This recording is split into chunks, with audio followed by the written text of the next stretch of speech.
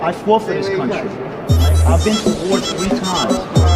I've seen men die. You can't mind control me. You can't mind control me. I see right through the bullshit. You can't mind control me. You can't mind control me. I see right through the bullshit. Welcome to Wokey Pokey Land. Where everything goes, where anything go, and everything goes.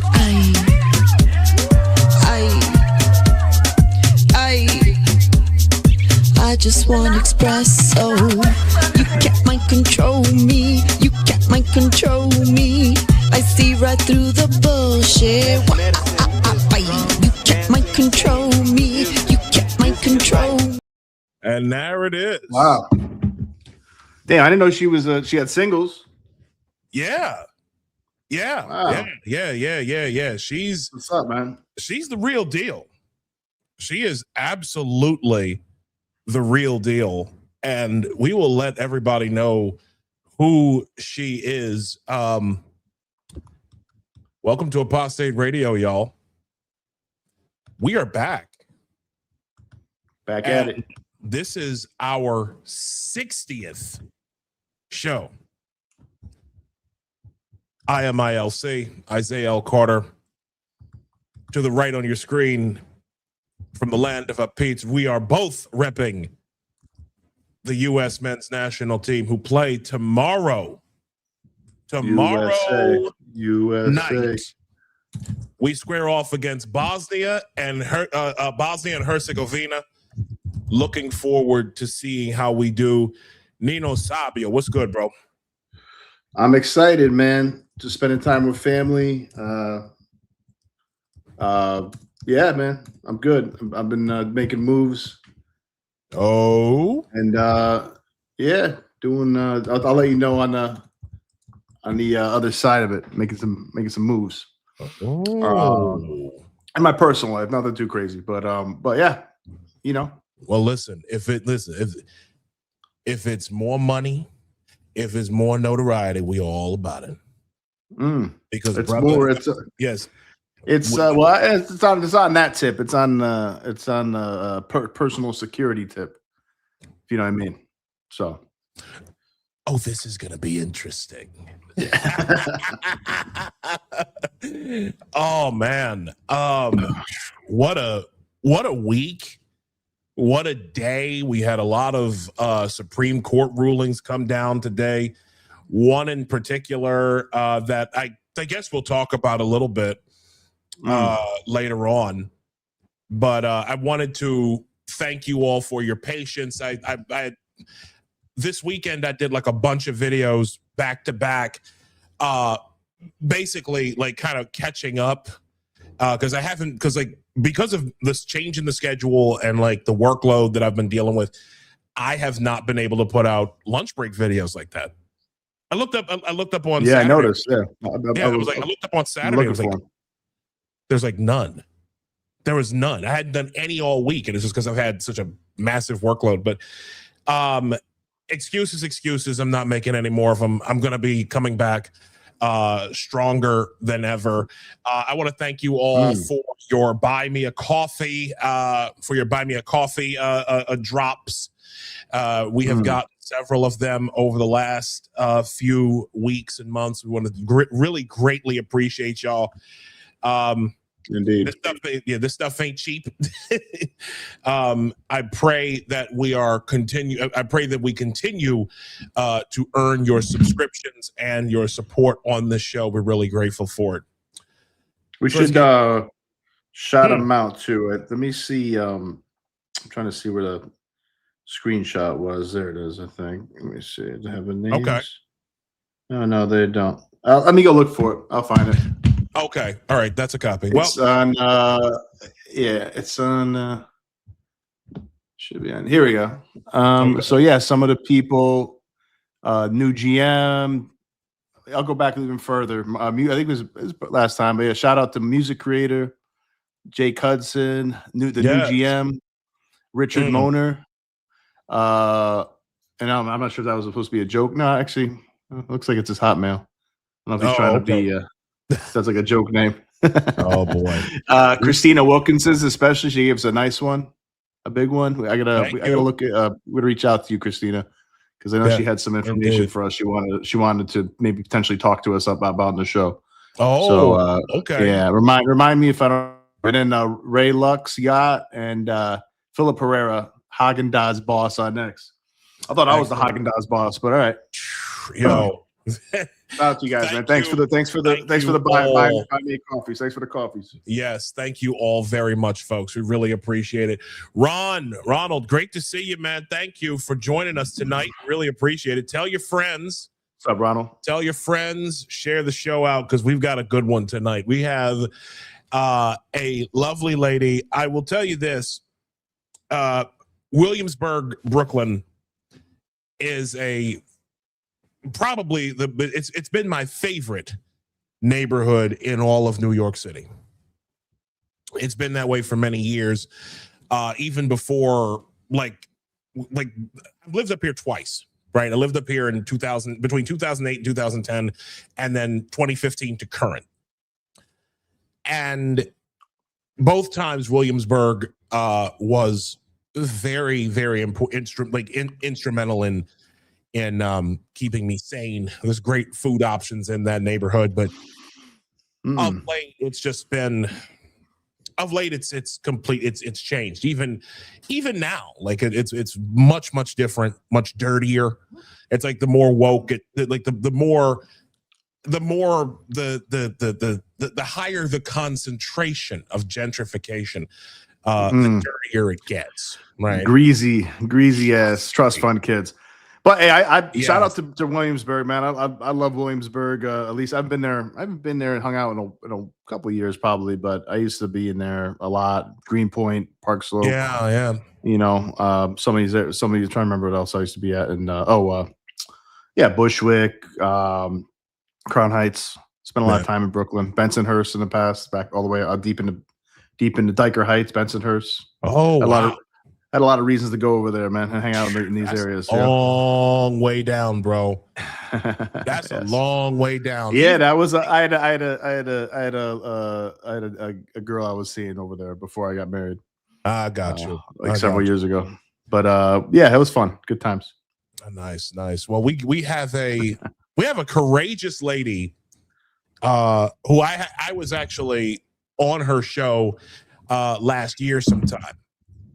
This is a lady who was in the music industry, and she is a big time supporter of RFK Jr. and Maha Make America Healthy Again. She is one half of the duo that has the wonderful show Cafecito Break on YouTube. Ladies and gentlemen, joining us for the first time on this platform is my dear friend, Rosangel Perez. ¿Cómo está, mami? Wepa. Hello, everyone. It is great to be guest number, on show number 60. And hello, Nino. Nice to meet you. Nice to meet you. I have to it's customary every single time I share a Cafecito Break. I share a little Cafecito confession. We were almost going to be twinsies because I was a decision away from wearing my red and white shirt, except that it wasn't the USA shirt, but we would have all looked like we were matching. Well, it's never too late if you want to turn your camera off and go put it on. Yeah, go ahead. Ain't no problem with that. If you want to match. But we are in sync because I am wearing a USA shirt that says blessed. There we go. And I feel blessed to be here with you and your audience who are tuning in. So thank you so much for having me. Thank you. Yeah, thank you for joining us here. USA. I started to give you, I started to introduce you, but as is our custom here on the show, we always give our guests when they're here for the first time, the chance to introduce themselves to our audience. So please tell the people who you are and what you're about. The floor is yours. All right. Hello. Put you on the spot. All of a sudden, the big screen is mine. Hi, everyone. They don't know that I could talk for hours by myself. So this could be like, how long do I have for this introduction? Can I do it like the Goonies did with Chunk when he was being interrogated, that he went through like in first grade? I'm just kidding. Well, if you go too long, I'll have the Apollo Theater guy with the broom. Yeah, we're gonna need the violin. Okay, everyone, kidding around. Well, Cafecito Break. I'm one of the Perez sisters of Cafecito Break. We've been around since 2011, and we started out as really local, on the ground. So we do independent reports and entertainment. We blend it all in because I do have a background working as an MTV Networks producer, and where I supervised and wrote budgets for hundreds of shows. And I worked in MTV, VH1, BET Networks, and then I left the career to pursue my own independent dream, which was to start a business with my sister, a little brick and mortar that COVID knocked down 9 years later, while at the same time simultaneously just continuing my media career and doing it independently. And so we've been doing local reports. I think that COVID was a catalyst where you look around your community and you're looking at leaders and you're looking to see who's gonna take up the mantle, and you see everyone went really quiet. And I think that's when we became more known for news and politics, and with a concentration on medical freedom. And then that led to a whole bunch of censorship and cancellation online. So despite the fact that we have a long trajectory, we don't have a lot of our videos online because of the censorship. I give you an example. Instagram took us down 9 times in 2 months during 2021. What? Wow. 9 times in 2 months? What? Wait, what year was this? Was this like 21 or 22? No, it was the election cycle. So I learned so much. This is when Curtis Lewa was running against Mayor Adams, and coincidentally, one of the channels that I lost was just simply uploading the video of Curtis Lewa onto my account. And just uploading that video, the moment Instagram didn't even give it a little second for it to travel on the Instagram waves, it just took down my whole channel.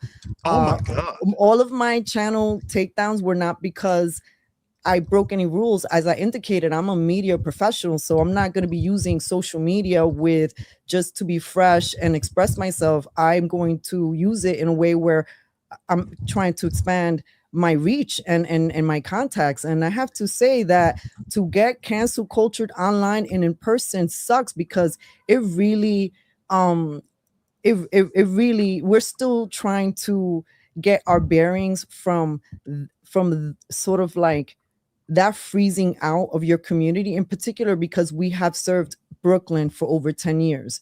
And where do I live? Williamsburg, Brooklyn. So who automatically who are not my customers anymore? There you go. Oh my God. That's really unfortunate. So why'd you get canceled? Exactly. I don't know. Ask Instagram. Every time it was different. It could have been I committed the crime of simply tuning in to the both of you doing the live on Instagram. My channel got taken down. Maybe I decided to message someone I was already in contact with. My channel got taken down. I had a moment where one of my videos was going viral. That might have been the first channel takedown, and my channel got deleted. It got to the point where I uploaded my own video for capturing when RFK Jr. declared his independence in Philadelphia. My video, I was so happy to share it. RFK obviously was one of the disinformation dozen. My channel got taken down. That was channel number 10 but I got that back. Oh my God. So I got that back. So that's why I say 9 times, but you get back 10. So yeah, no, that's why. So 2021 taught me a lot. Like there were many people getting in trouble for maybe obviously posting about COVID. I was asking questions. I was like, I'm not wearing the mask. I was challenging the system. So obviously that in and of itself, they were not liking, everybody who was doing that, your videos were not getting recommended. Or if someone clicked on your page, they would do little pop-ups like, are you sure you want to follow this person who's been posting whatever misinformation, disinformation? Those are ways that take away at a person's reputation, especially for us. That was the only thing that we had going for ourselves. Like we've left jobs and entities and relationships just so that we can keep our integrity intact. Here comes all of this messiness with COVID and us having brains, being in the media, seeing what the mainstream media isn't doing and what our community leaders weren't talking about, and us feeling like, no, we have a metaphysical spiritual wellness shop. We're asking people to breathe. I'm a yoga teacher. How can I be going out there with certifications of all this yoga, holistic, and Tibetan sound healing and saying that I have a career of over 10 years helping hundreds and hundreds of people in different classes, and then COVID comes and people are asking us to wear masks and I'm supposed to comply with that? No, but a lot of yogis did. So guess where I couldn't get work? So we lost our brick and mortar after 9 years. Why? Because we weren't considered essential. Opening and closing, opening and closing. And I'm also a member of the media. Guess where I got canceled from too? They were celebrating some of them my takedowns. I definitely, just for supporting RFK, got lumped into being a Trump supporter and got canceled by some of my media colleagues.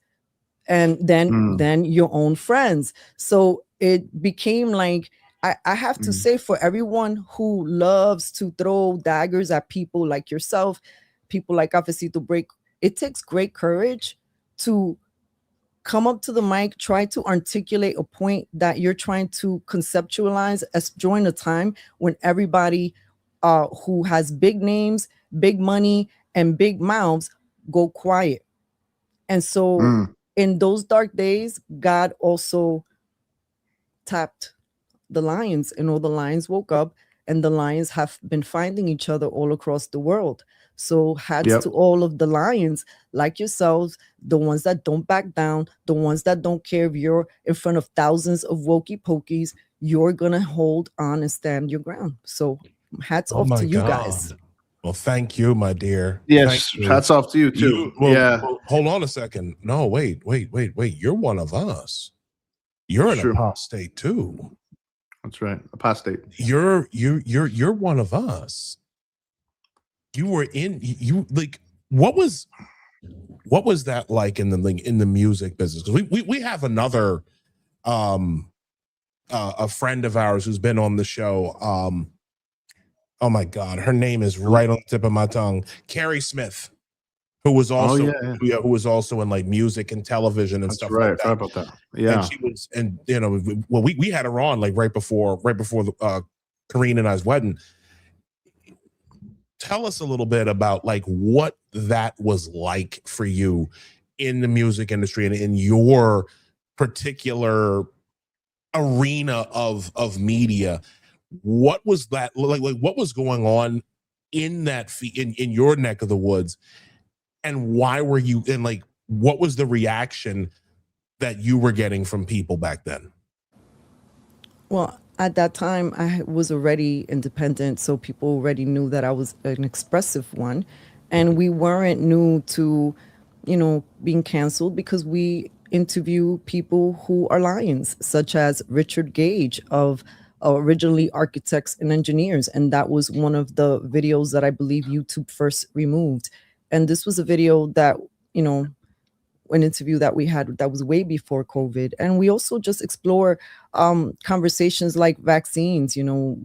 I have a certification as a holistic health coach. I don't use it to study, to offer services, but I wanted to learn more about what was happening with health in America, because how can we be the richest nation, have so much wealth, but yet have some of the saddest, standard American diet. We have a sad diet. We've become the laughing stock. We have people that are just about, children are over medicated for a lot of reasons. When we're studying a lot of what's happening today, and we're saying, oh, these people are committing crimes, or this is happening over there, something that I don't hear too often is people asking questions about, like, are they taking sort of like a prescription? Are some of those medications creating a contraindication? Because that is a real thing. And it's not, look, I'm about, one of the things that COVID did that I did not like is people violated HIPAA every single way they could. It's none of your business, right? So I'm not saying that we need to know, but if people are out there misbehaving, and we're seeing so much of that in society, something to ask is, what is being consumed, not just through television, not just what you're eating, also, what you're hearing around you. That's crazy. Yeah, including the cell phones and stuff too. Spending too much time on social media. It's really, there's been a lot of toxic things from that. Even just being like, being angry all the time or scared all the time raises your cortisol levels. It makes you, very. It could age you. It could age you quickly in your mind. For one thing, it can, exhaust you every day. Everybody's gotta be careful with that. Algorithms, one way or another, everybody's getting enraged or scared, and there's good information that's true, and it's important to share it. But then at the same time, you gotta step away from it sometimes as well for your own mental health. I think I need to do that, because I definitely need to do that sometimes, more often I do. Yeah. I've been wanting to work on my health for the longest. It's especially going into this new position that I'm starting, where you mentioned cortisol. Like, cortisol in men, cortisol stores in one place, your gut. And when I didn't know that. When you've got, when you've, like, when you have it, and it's like, and it just sits there, and I'm guilty, and like, I shouldn't say guilty, but like, I have that problem right now, where I haven't been able to lose weight, and it's like, I feel so much. And what's funny is, my wife and I were just talking about this. When you sit up and worry about things that you can't control, and that becomes like the vast majority of what you talk about and what you see, it's like, it can really do a number. It can do a number on you. Totally. And the other part too is that you end up focusing so hard on the things you can't control that you end up completely neglecting the stuff that you can. Or not having enough energy for it, or running away from it, or procrastinating, or whatever. Yeah, you're right. That's been my issue. Go ahead, Rosangel. You say, is this? I was going to say, I concur. Same thing over here. All of a sudden, I noticed an expansion around my midsection, and I was like, "¿Qué está pasando? Oh my God!" No, but you want to know something? Because my sister was laughing at me. It was because I had waited too long to get a mirror, so I was getting dressed from like here up. And I wasn't noticing the situation. And then cut to, I go outside and I see one of the doñitas are always going to tell you the truth. Ay, mamita, pero mira. And I'm like, oh, no. Yeah. So I will say that I've been looking at it as, okay, this is where my body's at. But I also have to recognize that we have been living extraordinary, very stressful times. And the type of being in New York City is stressful enough. I mean, people who visit tell us, no, I understand. I used to make fun of New Yorkers being so like loud and just like almost on edge. And then you spend some time here and you there's all this noise every single way, 360 up and down, and who's not going to feel on edge? A couple of days later, you're about to do some kung fu on someone who taps you on the shoulder.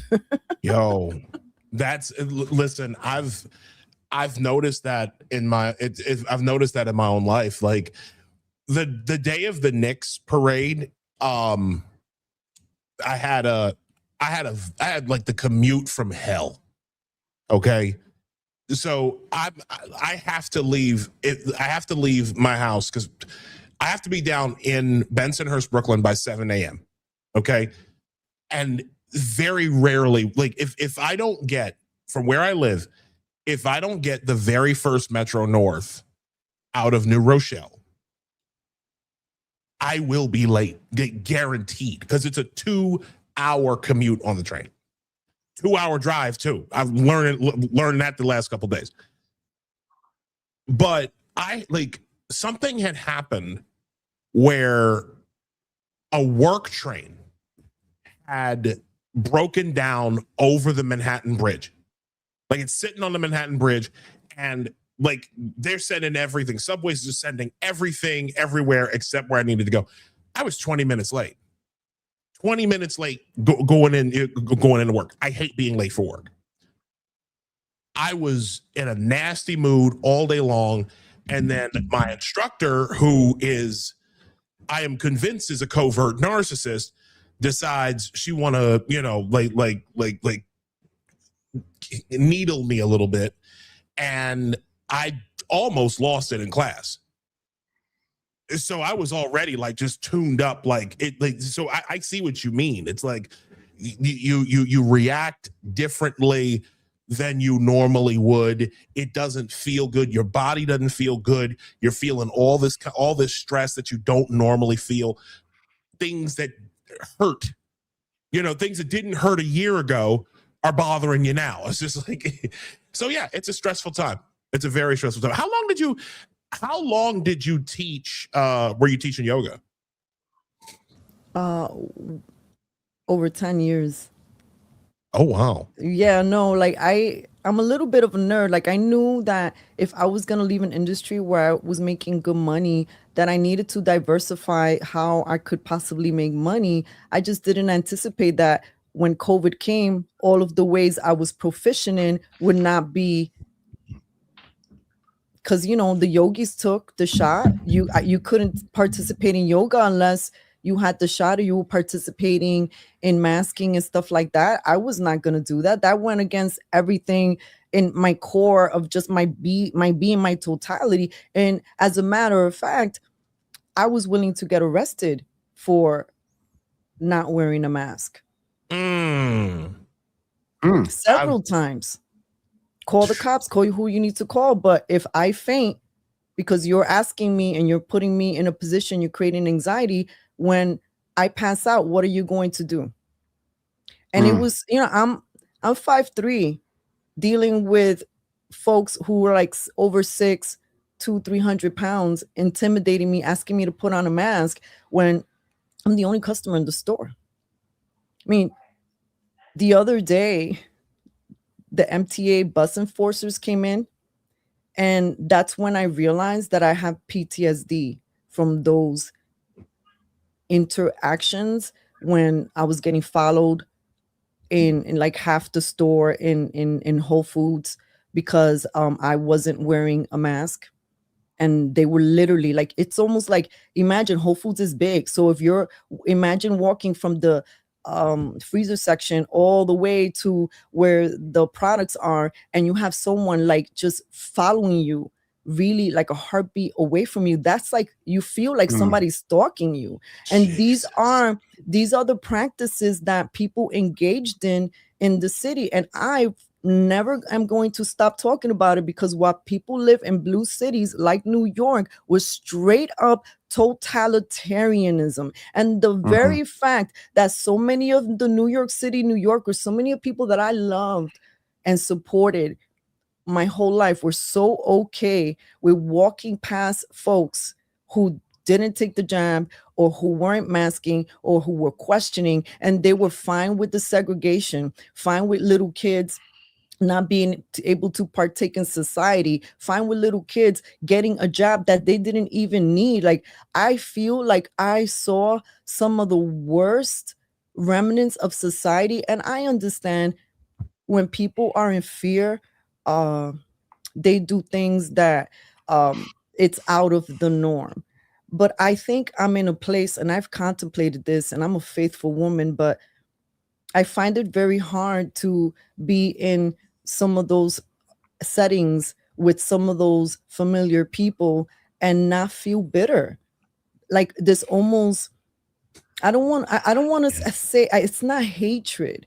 It's like a deep grief, because it wasn't just my livelihood that went. It was thousands of people. It was the millions of people that got hurt through the shot, and other people who experienced worse outcomes. And the fact that we're in New York City, or in the United States in the present day, and still people do not know what really happened in 2020. Yeah, come on. Do you know how many people I hear every other day saying, it sure doesn't feel the same as it did back in those days before 2020 came. Everything just feels so different. Don't you feel like time is off? So people talk around it, but they don't talk. They're not ready to. And I don't know, we have that kind of time to be waiting for people to be ready, because communism is already pretty much here. We're going to talk about that in a second. I want to get to some of these. We have several comments in the chat, and thank you, chat. The chat is already quite lively. Ellen was here. Thank you for joining us, my love. Says too true. Preach. Yeah. Cozy 19 Cafecito Break. I'm glad. Thank you for joining us, brother. We appreciate it. Of course, our great friend Marie Isabella said can't listen for long, but came by to say hi for at least a few minutes. Love you, Marie. Glad to see you. Hey, Marie. Ellen also wrote, saying, my mother-in-law, whom I adore, asked my husband and me last time we visited why we got so fat. Cortisol. Wow, I didn't know that. It's all, bro. It's all of us. It's all of us. Yeah. All of us. That makes sense. I mean, I got to work on my gut too. Yeah. Jumby 9, it says, how is fitness non-essential? Like, the way in which so many businesses were just thrown to the wayside. Like, I'll be honest with you, COVID was I think I have a little PTSD from COVID also, because the betrayal of, and we have Ronald Ace asked, is it more like a feeling of betrayal? Betrayal.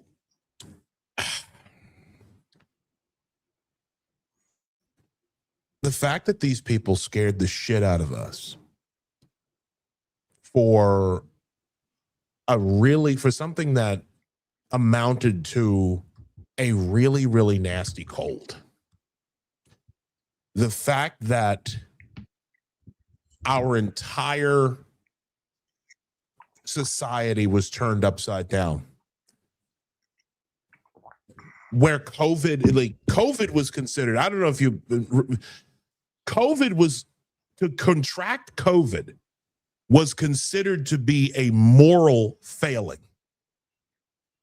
I don't know if if y'all like picked up on that, but even now in 2026, there are people out here who still treat COVID as if it's the most dangerous thing you could ever contract, and if you ever do get it, it's because you were not compliant enough.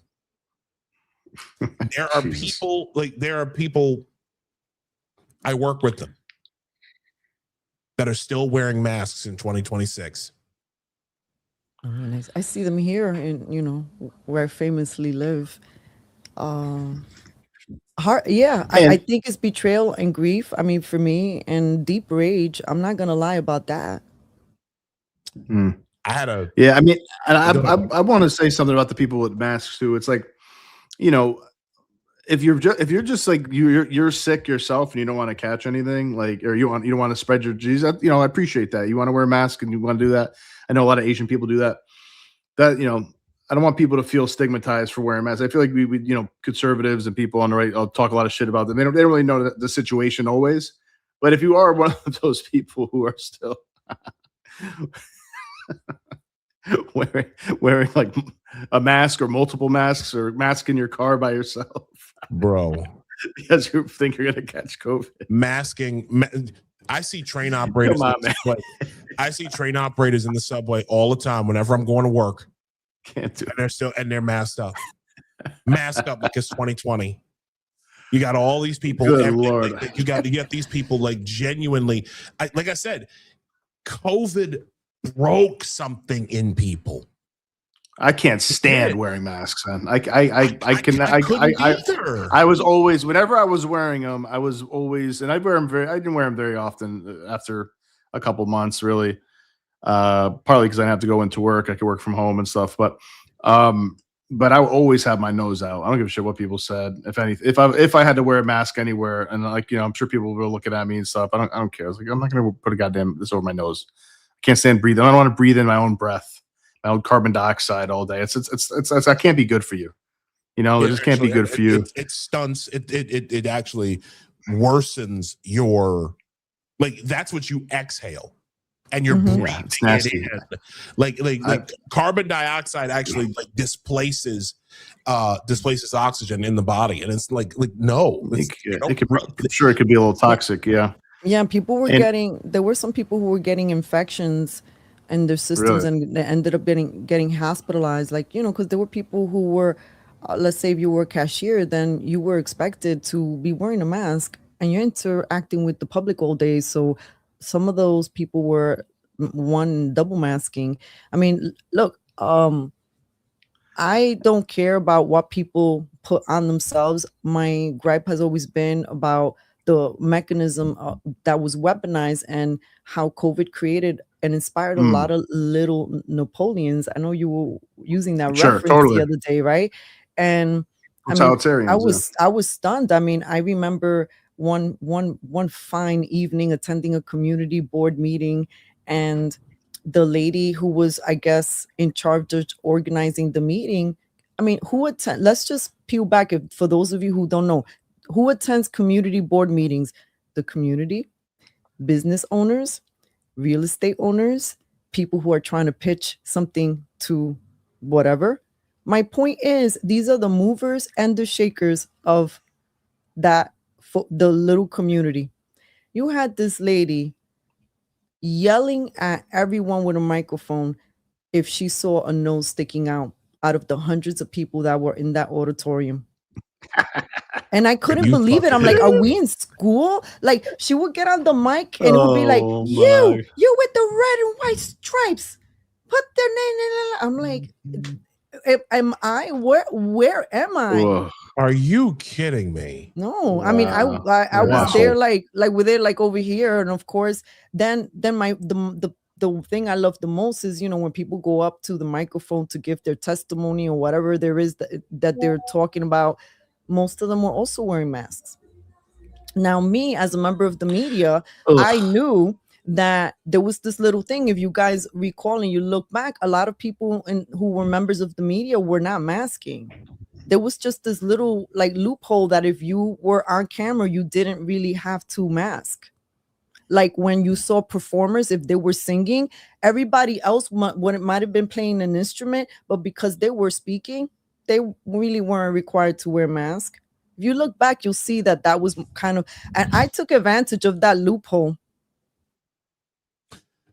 The thing that drove me crazy during that time was seeing all of these people, like seeing the grandmothers having to deal with these community drive-bys where everybody just stares at grandma in the fucking fishbowl. They drive by her and they're like, they wave to her, says, we got a social distance. And it's like, I firmly believe that, we talked about, there's a couple things I want to talk to you about something because you mentioned in your song about MK Ultra. You did mention that a couple of times in the song. And apparently today there were congressional hearings about MK Ultra. We got a few things. COVID was government induced mental illness. Absolutely. And and Cozy also says, if you're wearing a mask, you have government induced mental illness. I have said this very thing. I have said that very same thing. And it's like, because Rosangel,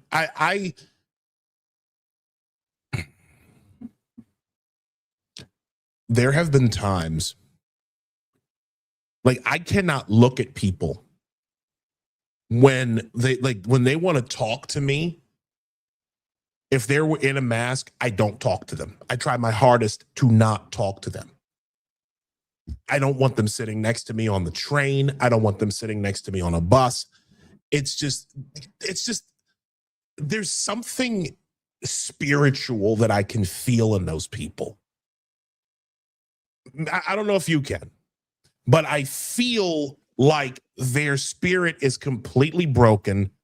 They have nothing left up here. They have nothing left here. And they're just like history stopped for them in 2020. I have a couple of observations or theories, right? Please. I think that, just working so much with people, which I think that's mostly, and talking to people, like during that like 2021 year, I did have the opportunity of, getting little gigs that would allow me around, and as long as I social distance. And I remember this one time where I was with teenagers. I did 3 classes in a row, and there was 7th, 8th, and 9th grade. And I had a group of like the older kids, and they were outside. The class was outside, and they were all wearing masks. And I looked at just how sad they were. And I took a chance and I asked them, I said, you guys are outside. If you want to drop your mask, I'm okay with it. And I don't know if they had heard that before. I just remember, like, there's an image that I remember of, who was it? It was Stacey Abrams, where she's sitting. I actually saved it. I got to find it. But she's sitting in the midst of all these kids, right? All the children are masked around her, but she wasn't masked. You saw her and her gap tooth smile. Nothing against the gap tooth, because I have one. But after a while, masks to me were stopped being so much about staying safe as it was about establishing a hierarchy. You know what I mean? Like there were like the little people were the ones who had to stay masked. The little people, like the hourlies, the ones who were serving your drinks, the ones who were serving you food. Those are the ones, like the lowly people were the ones who had to mask. While the elites, while the new, bourgeoisie, all of these new political figures, they were the ones who got to walk around, barefaced. Even after, because I remember in the Boston Globe, when, like, I think it was written in like 2021 or 2022, this piece where they just flat out admitted that masks were not about so much, like masks don't work. Like they know masks didn't work, but they used masks as a political, as an identifier of where your politics were. Well, we're talking about mind control. I think that was a mind control mechanism, for example, because what are you asking someone to do when you're asking them to put on a mask, right? Yeah, it's for your safety, but pretty much you're asking people, shush, Exactly. like shut the effie up. And I will, ask the audience, right? Because a lot of people may not have seen this. Now, I specifically lived this every single day because I focused on this in particular in New York City. So I was covering all sorts of stories every single day. And I will tell you that I'm still alarmed that people didn't notice the hierarchy. One of the things that peeved me even to this day, remember when Alexandria Ocasio-Cortez went to the tax, in the tax the rich dress. Why am I forgetting that event? Like, it just happened again. She was wearing the famous tax the rich dress. Now, if you see the people that were handling her dress, they were wearing masks. Yeah. And so then here I am going back to Williamsburg, having conversations. They're happening. No, I'm still here. Still here. Having conversations with activists, and they were applauding AOC because all they saw was she went to this very elite party and she gave it to the man with that tax the rich message. And I'm like, mamita or papitos, we're seeing two different things, because all I saw was elitism on display. Yeah. And people who were in support being treated as if they're slaves. That's exactly what it was. That's exactly what it was. It was a PPE ritual, just like, get your nose, like even the test, it's been demonstrated that was faulty. It was faulty reporting. It was faulty statistics. It was used to scare people. Now, whether or not they knew all of these nooks and crannies, I think there was the insider club, and then the people who disseminated the information. Let's not forget there was this multi-million-dollar marketing campaign that where they used artists to promote each step of the process, whether this or this or this. You had actors doing that, people creating jingles. You couldn't even go food shopping without hearing, hey, don't forget da da da da da da da. It was in your face everywhere. I remember. So I will say that I really believe that it was a whole mind control grooming experiment, and that I do feel compassion because some of the people who are wearing masks, they haven't gotten the appropriate support. A lot of the young people were completely traumatized and they didn't even have schooling. And then there are other people, this was the part two, there are other people who continue to wear masks because maybe they're a part of shady shenanigans in the city and they don't want to be recognized. And so I agree with you. I don't feel comfortable with somebody wearing a mask because my spidey senses are up, and I've seen way too many people in masks do naughty things in the city. We've seen a ton of those. Got some more great replies. Ellen was here, told that she has a nice story in here. It said Fran Lebowitz famously said she went to a restaurant with plastic barriers between the tables that didn't go to the ceiling. The waiter told her that particles don't go that high. She asked, "Can I smoke?" So even she knew it was bullshit. He was completely confused. The plastic stopped particles, but not smoke. She said he couldn't understand it. The masks were makeshift ball gags. I completely agree. I hope Nino, I think Nino was having connectivity issues because I noticed he was freezing a couple of times. He'll come back and join us. I'll message him, make sure he's okay. But I want to talk about MK Ultra for a second. Because there was a big thing. Wait a second. Here we go. Matter of fact, let me pull it up. Let me pull it up here. Give me 1 second while I bring up my share screen. Here we go. This is what I wanted to share. From the SIF, the SCIF. This is a good account. I follow these guys. They're pretty good. Advocates for the NIH somehow got access to the MK Ultra hearing and got absolutely slaughtered by Eli Crane for the horrific lies and years of torture people experienced from COVID and vaccine deaths by the NIH, who funded it and lied to the American people. This is so satisfying to hear from members of Congress because it's the truth. Let's see what this says, because I actually played a little bit of it, but here we go. Well, with all due respect, ma'am, do you find it ironic that for years we were told to trust the science, and then in the aftermath, we've all found out that most of what we were told during COVID was a complete lie and it wasn't scientific at all? What's happening right now? What about covering up harmful side effects of vaccines and the role that the NIH has played in that? What do you have to say about that, ma'am?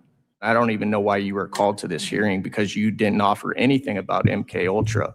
But since you are here and you're going to defend NIH, I'm going to call you out on it.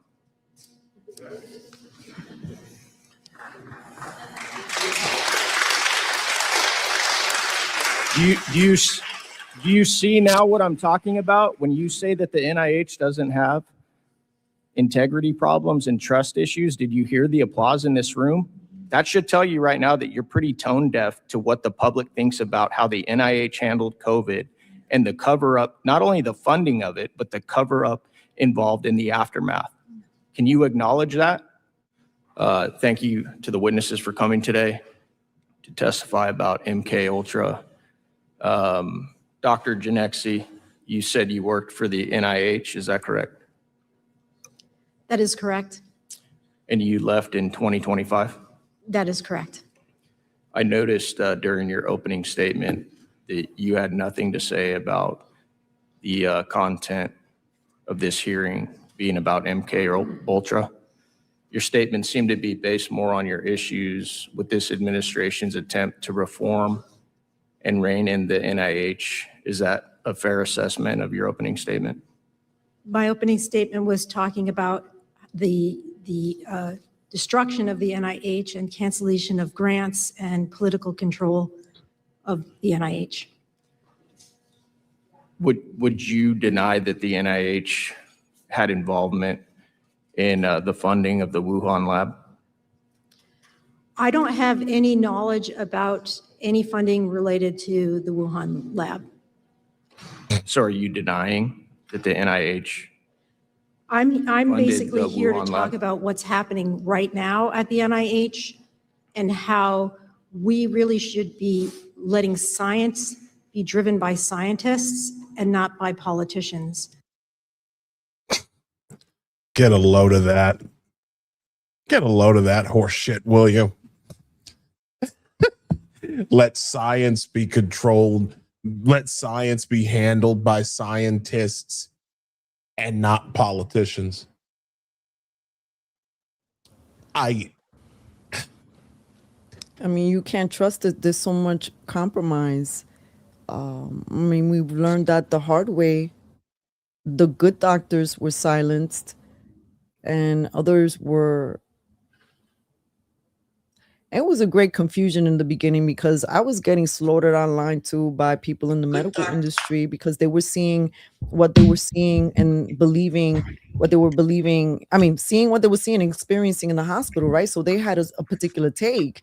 And a lot of people did die or see a whole bunch of body bags in New York City. So that did create a panic and a fear. And I understand why people were initially afraid of COVID, but the information was there, especially when they were talking about a little product that wasn't even exactly at the end a vaccine. It wasn't that at all.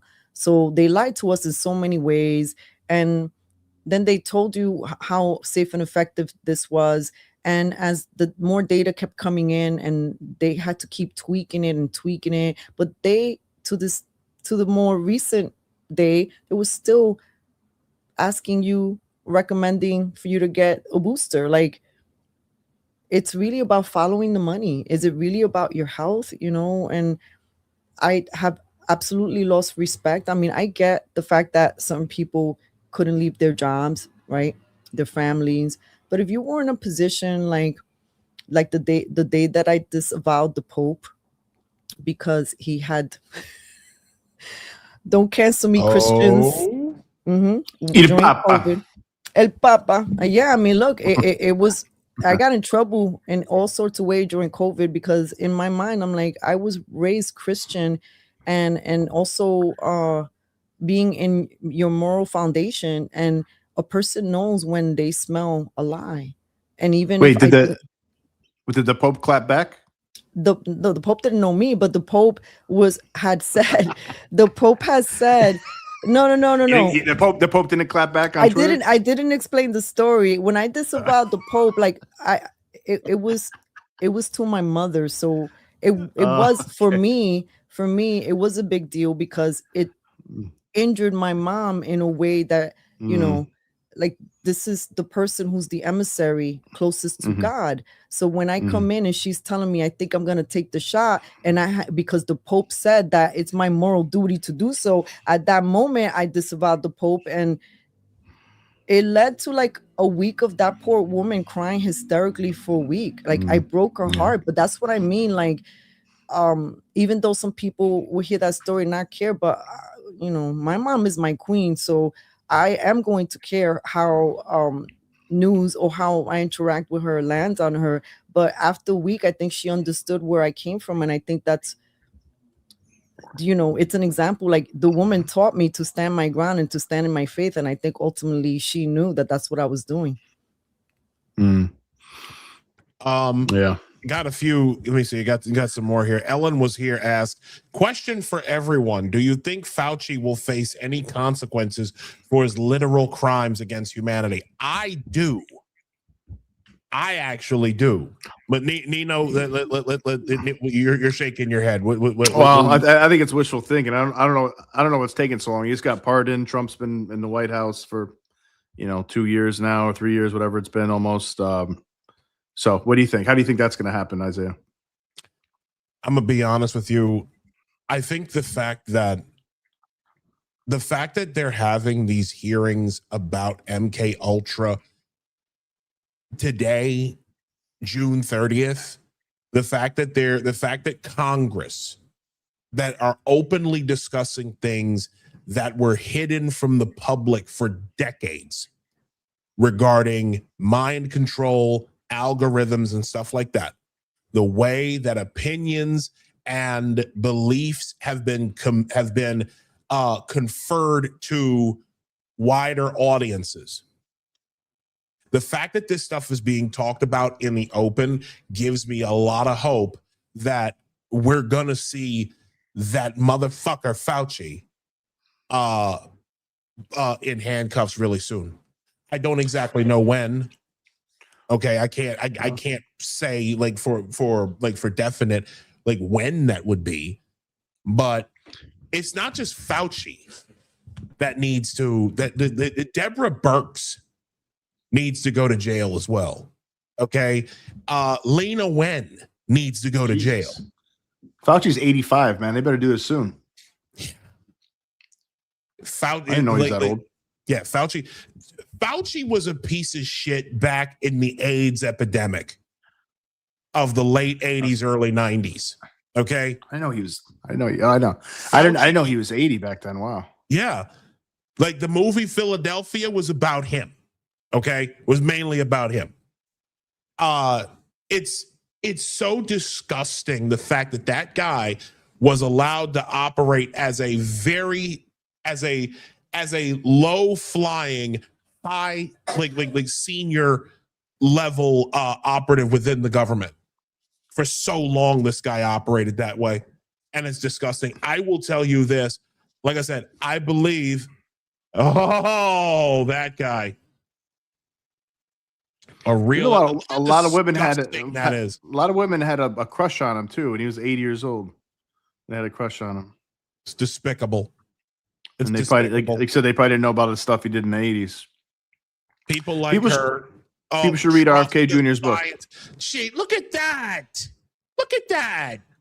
Trust the science. Just disgusting. Be compliant.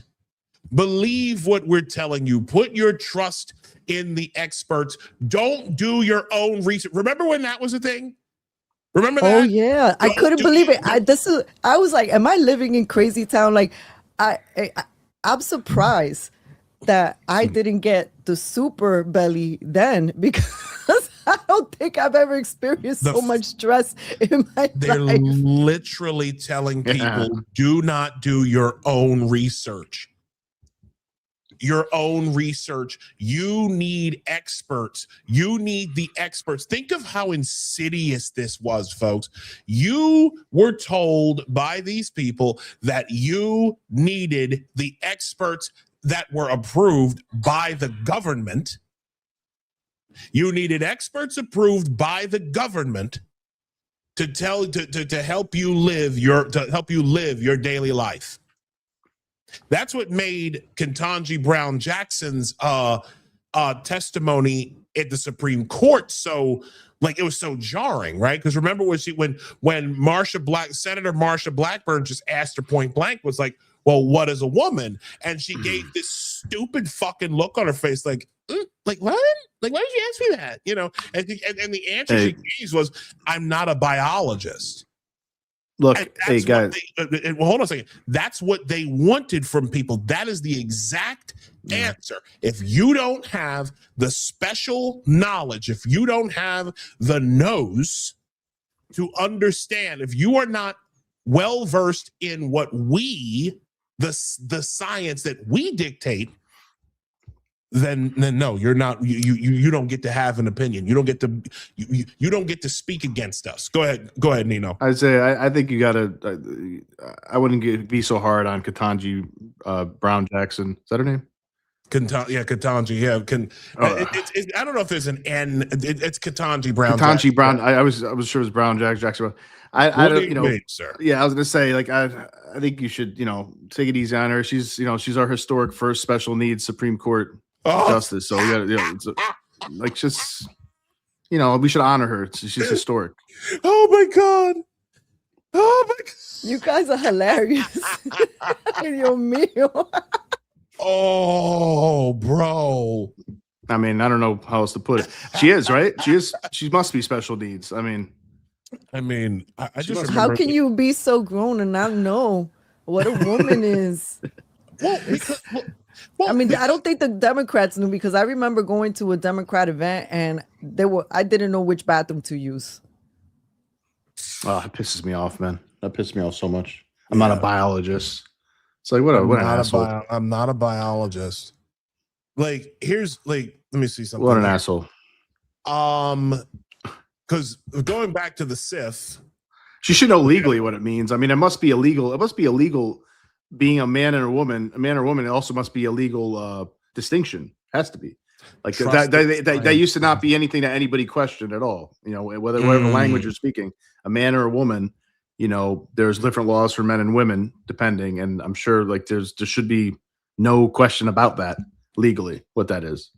Well, but she's not a biologist. She's not a biologist. So. Right. But remember what she was doing in that. Only biologists can know what a man and a woman. But again, it's ridiculous to us because we, the three of us, are outside of the world that they are creating. At the end of the day, Ketanji Brown's like anybody who tells you this, anybody who says that you must be, that you have to be a biologist, you have to be an expert to have any kind of opinion about something, you have to be an expert to do your own research and everything. Anyone who tells you that, ladies and gentlemen, is a fucking communist. I'm just going to go ahead and say it. They are a totalitarian. These are people who want you to completely subvert yourself, completely prostrate yourself before the will of the state. Whatever the state says goes. The state is God. And until people understand this, until people realize what it is that we are dealing with, we will never, ever, ever get past the enemies of our very souls. Real quick, I do want to go over this again. It's the SIF also wrote something else. Is pay attention, because once again you are hearing a glimpse of what many people were trying to tell you for decades. Most of this tech, MK Ultra, was, let me see, this is MK Ultra expert mentions Butler and Charlie Kirk shooting and programming individuals through radio waves or computer activity, which means we were never told about, saying anything is possible. Pay attention, because once again you are hearing a glimpse of what many people were trying to tell you for decades. Most of this tech was mastered in the 1980s, and today you would think it's magic. That's how far ahead we are, and how much we can remotely control or induce behavior, thoughts, voices, torture, etc. People, I'm gonna let this. It's only two. It's only two. It's a little over 2.5 minutes. I'm gonna let this play through. What are the possibilities that what and shout to Tim Burchett. He's an incredible congressman. we've learned in MK Ultra, now that it has advanced so much to algorithms and the computer and getting to loners, that some of these loners could, through this just mass propagation of whatever you're doing, could cause someone to maybe take a shot at a president.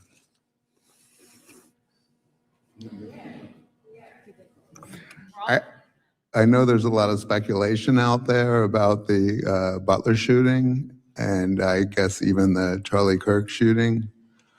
I just hate to speculate because I don't know. I have no firsthand knowledge whether those guys were programmed through radio waves or through their computer activity. So I would never hazard a guess, except to say what I've already said, that they developed means that we've never been told about many, many years ago, and I imagine they've evolved to be much more effective now. So let me interrupt you one more time, and I apologize again. But don't you think that they could cast this broad net through these algorithms and other things, and maybe they don't know the exact person it's going to affect, but they know what type of person it's going to affect, and they know it's going to happen, and that way they can't predict when it's going to happen, but they think it will happen, and then that way they can sort of wash their hands of this whole thing and say, well, we didn't have anything to do with it, but in effect they really did, because they put this out there, and they continue to put it out there. To what other method you're talking about? Go ahead, guys. I'm sorry, ma'am. If you want to jump in. She's with NIH. Okay, doctor, go ahead. It sounds to me like you're describing something like the Martin Luther King assassination. The FBI didn't carry it out, but it created such a climate, just denouncing King as the most dangerous man in America and putting out all this material about how he was helping communists, that they must have thought, it's going to filter down. Somebody will take action, and then we can say we didn't have anything to do with it. And James Earl Ray was a third-rate thief. He made an incredible shot, 1 foot on a commode, 1 foot in a bathtub, leaning out of a window, basically. And the next day, or that afternoon, all the shrubbery was cut in front of the flop house he was staying in. There's a lot on that one that will never be discussed. I have some friends that were there, so I guess I'm on pretty close to firsthand knowledge. But yeah, I'm sorry. I'm probably going to get audited when I walk out of the room. I know it. So thank you. Jeez. Again, Rosangel, like, the fact that this stuff is being talked about, I repeat, the fact that this stuff is being talked about openly in the halls of Congress gives me a lot of hope. What are your thoughts on that? Well, first of all, I was kind of very happy to see the clip that you played earlier in relationship to COVID, because I hadn't seen that clip. What do I think about the whole thing? I think that so much has been spilling out. I mean, after 2020, there's been a great awakening of humanity, whether or not we see it that way. because it's been really crushing. But there's been an awakening across all industries. Like obviously the military has had an awakening, media has had an awakening, the education system has had an awakening. People now know that it was a mistake to close school for so long. Like, so what do we do now that all of this is kind of like the apocalypse, right? Things are coming down to get built up again, but in this messy place is kind of scary because it is that it's a mess, and people who are very intelligent take advantage of that. I feel like I see mind control tactics in some of the little movements that we see, like Antifa, for example, the way they even are training people. When we engage with some of these people in the streets, it's almost like you're speaking to the same person, but they're in a different body. Like they say similar things, or they move the same, or they get angry in the same way, or they get the same triggers. And then the other thing is, my sister and I know plenty of people who felt one way as a resident, and then a short time later came back, and it was like, the shell was them, but they were completely behaving in a whole brand new way. And some of them went from being like, I'm a full like male, and all of a sudden they were trans. Like it was just all of these different things, but it didn't feel organic. It felt like there was something taking them. And invasion of the woke body snatchers. Yo. You are not wrong. Go ahead, Rosangel. I mean, like one of the things that I like to say, when I glossed over when I said that we had a brick and mortar, but I mentioned like my sister and I, like we've done all of these studies and courses about Tibetan sound healing, yoga, aromatherapy. We've studied with shamans. We've studied with a whole different folks that approach wellness, but in holistic ways. So why do I say that? When you have a little shop and you're selling crystals and incense, who's going to come into your store? Over the course of those 9 to 10 years, we had thousands of people who went through to our little shop, from actors, judges, lawyers, singers, kids in group homes who had been abused, all looking. So then we started to see that some of the young people, they get extremely demonized, but they have completely been disregarded for too long. Do I like what I'm seeing in New York, and how Mamdani and the DSA have taken advantage of that need? No, I don't. But he's feeling something that, for example, my sister and I have been advocating in our small little circles. And whenever we've brought it up, we get shut down by the adults in the room who do not want to take accountability that we helped to create some of the young people and how they're behaving in society.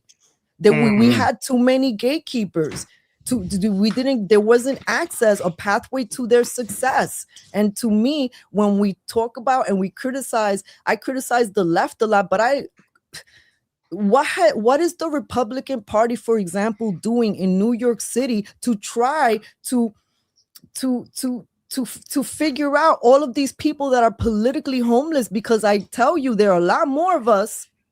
And when Charlie Kirk passed away, or for example, when Bad Bunny had that Super Bowl, that was a great opportunity for the Republican and conservatives to make like, hey, let's show another way. No, but instead we had the Erica Kirk and TPA USA competing, and then it became denigrating Puerto Rico and Bad Bunny and everything bad. And then I started supporting and defending Bad Bunny, not because of a fan, but now I'm like hearing conservatives and Republicans talking racist things that they know nothing about, and missing a complete opportunity to bridge.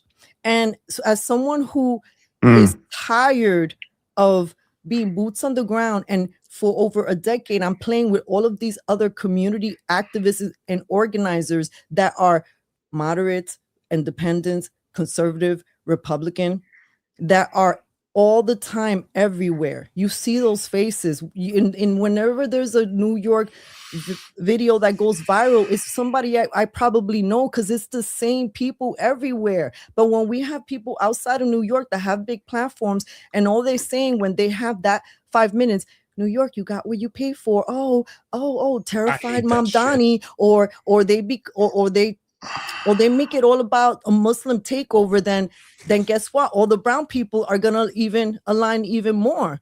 Like, I don't like the low-handed like daggers, especially when you have a platform. Lift up the people in New York. You're not using your platform wisely. That's one of the things that we try to teach people. The microphone, you never know. You could look. I see people showing up, covering an event, and just showing the clickbait. Are you angering people towards change, or it's just the moment they'll talk about it and then they'll forget it? That's not why I'm creating content. I'm creating content because, for example, COVID was one of the most horrific things near human we lived. And I think that it's a story that needs to be remembered, and people need justice. For example, Collective trauma. It was collective trauma, I think. It's crazy. And it's speaking of collective, Isaiah, I think to your point about, like, Republicans or certain influencers or whatever kind of getting, kind of being racist and stuff, especially towards, like, about Bad Bunny. Like, you're right. It is stupid to, like, talk shit about, collectively blaming or collectively insulting Puerto Rico or Bad Bunny fans, or because of course he's gonna have fans that are conservatives too and moderates too. He's very popular, right? He's gonna have a lot of fans that are not anything. They don't really pay attention to politics. So you don't want to. That's like you said, it's an opportunity to build bridges instead of being like, oh, anybody likes Bad Bunny's a freaking idiot and a communist or whatever. And then there's like millions of people who are like, all right, maybe I would have been a voter for you, but now you just insulted me, so maybe I'm not going to be, right. So I think you're right. I think you're right about that. I just want to ask you before we because you mentioned it a couple times. You're a yogi, and I'm going off topic for a second. But are you? Have you ever done any like Kriya yoga or Kundalini or anything like that? Ever learned any of those kind of? Because I've heard some interesting things about it. And my first yoga teacher was a Kundalini teacher who studied with the Yogi Bhajan himself.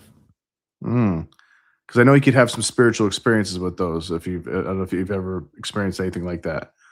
Goodness gracious! It feels like you're reading into the other me. Like I did have a Kundalini awakening, and I think that is why I'm very staunch on certain viewpoints and willing to get arrested for my rights. Interesting. Okay. Why does that give you? Why did a Kundalini awakening or something like that give you that kind of what was the word like for you? That's a whole other. That's like my life before. So you don't do that anymore at all? You're not involved in any kind of I mean, yoga. It's okay.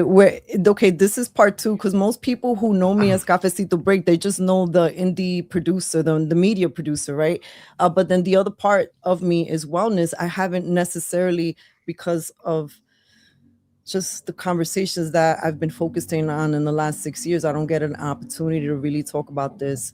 But a Kundalini awakening is not for the faint of heart. I wasn't trying to achieve it, and I didn't know what it was. I was just simply doing yoga, belly dancing, studying with different teachers, and just diving into what happens with a lot of people when they're going through the awakening. They start wanting to slow down. Like Isaiah, when you were saying before, like, when you realize, man, I'm training, my schedule is different. I feel like I need to add a little bit of like holistic, and for everybody that looks different. So when people are having the awakening experience, a lot of times it's a trauma a loss, a grief that becomes a catalyst, or maybe a near-death experience that can be the catapult to these layers of awakening. And layers of awakening happen in many different ways. There's, when you are discovering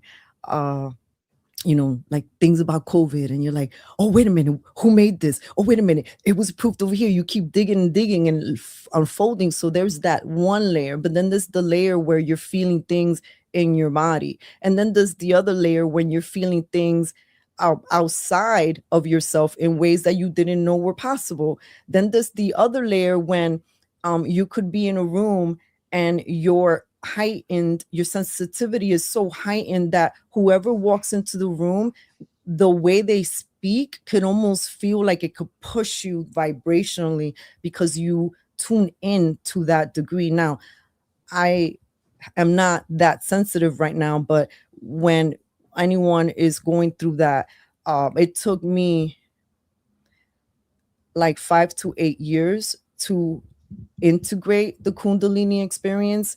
And it was so painful in my body that as it was happening, I thought that I was dying. So this is why I don't know how to answer the question. So when my Kundalini started to awaken, I was still working for MTV, but I didn't know what was happening in my body. It almost felt like you really feel like you're going nuts because your body's doing things and feeling things, and you're seeing things, and you're seeing orbs, and you just so many things are happening, but you don't know what's happening. I don't have a point of reference to match it. I just thought my body, I was like, maybe I'm dying. I thought I was dying. So I left the industry. This is why I left the industry. I didn't leave it because, I was like, bye. Like, I love what I do, media. But I knew something in my body was not feeling okay. And then I got to this point where, and I think stress too will do it for you. So anyone who's just putting off that break and that vacation because, you're so busy. But if your body is screaming at you, please don't do what I did, because I had to leave my career because my body couldn't function anymore. And you know what that is, right? When you've built yourself up. I was a line producer, managing and producing multi-million-dollar productions. I was line producing Teen Cribs. So at that point, I have to make a decision. I leave on a high note, or something's happening. I keep missing days.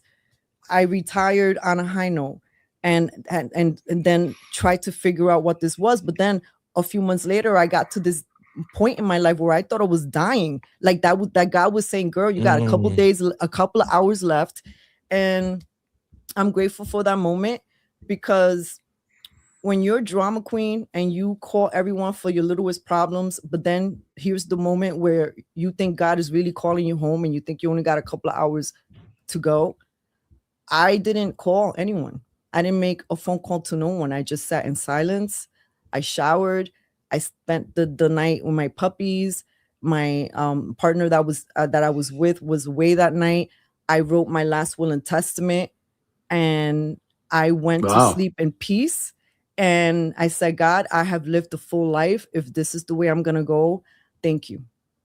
And believe me, the next day when I woke up, I became a different woman. So this is why I say, like, I'm willing to get arrested because I lived through that experience. I've already given up so much. And so then when I lost everything after already losing everything, but because I thought I was dying, and then COVID comes and we lose it all again, it's like, oh, wow, this is really a journey, but my faith is strong and I'm stronger than ever. So, wow. And that's because of God, faith.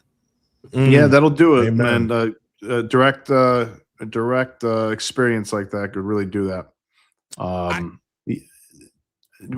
real quick, guys, are you familiar with like Trika or Kashmir Shaivism? You ever heard of that? Mm-mm. Okay. Is that like a ceremony? Or no, it's like I think it's a philosophy in the Hindu from a while ago, and it might be even older. They read the Shiva Sutras and stuff like that. But it's an interesting philosophy, it's spirituality. that I've been looking into it a little bit because I heard some interesting stories about it. But I just want to hear if you were into that. I do know that the Tibetan. Oh, go ahead. I'm sorry. I was gonna ask you if you do yoga or if there's something that you've been enjoying in like a holistically. Yeah, because I'm starting to feel like my co-host here has been holding out on me. Like, are you on the side, brother? Like, what's going on? No, I just just recently I've been meaning to try like some different types of yoga stuff like Kriya or maybe Kundalini or something like that. Just I heard some interesting things. And then I've been studying a little bit of the Trika because I read about it in a course from Stanislav Grof and it's called Transpersonal Psychology, and it's nothing to do with trans. It's about it's like spirituality and like people having like near-death experiences, psychedelic experiences, non-ordinary states. He called it. He studied them, like thousands of people like that, and he did some of it through breath work, which Rosa now might be familiar with. It's called holotropic breathing. And you can kind of, I guess you could breathe a certain way where it kind of opens up your brain, like your third eye or something like that, or maybe puts you in a state where you think you're dying or something like that. And you can have visions and, connect to things and maybe see past loved ones or whatever. And you can do that just from breathing, but you can do it through psychedelics. You can do it through there's other ways to do it as well. Deep meditation, meditating alone in a cave in the dark and fasting and all that stuff. There's people have some really profound spiritual experiences doing that. So I've been studying that kind of thing. And he talks about how he met a very famous in that world yogi, Swami Ji, I think his name was. And he was, or that's like his short name.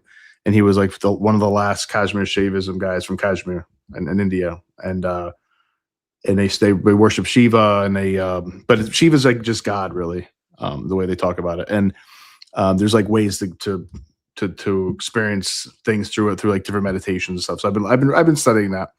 I'm not like a part of any religion or anything like that necessarily. I'm just kind of open to the spiritual, what you can experience on your own. But anyways, and I do want to say that the Tibetan singing bowls, or which I think is what you're talking about, or something like it. Those are really the sound healing. Those are really good. Like I've had that once or twice done, and I enjoy that quite a bit.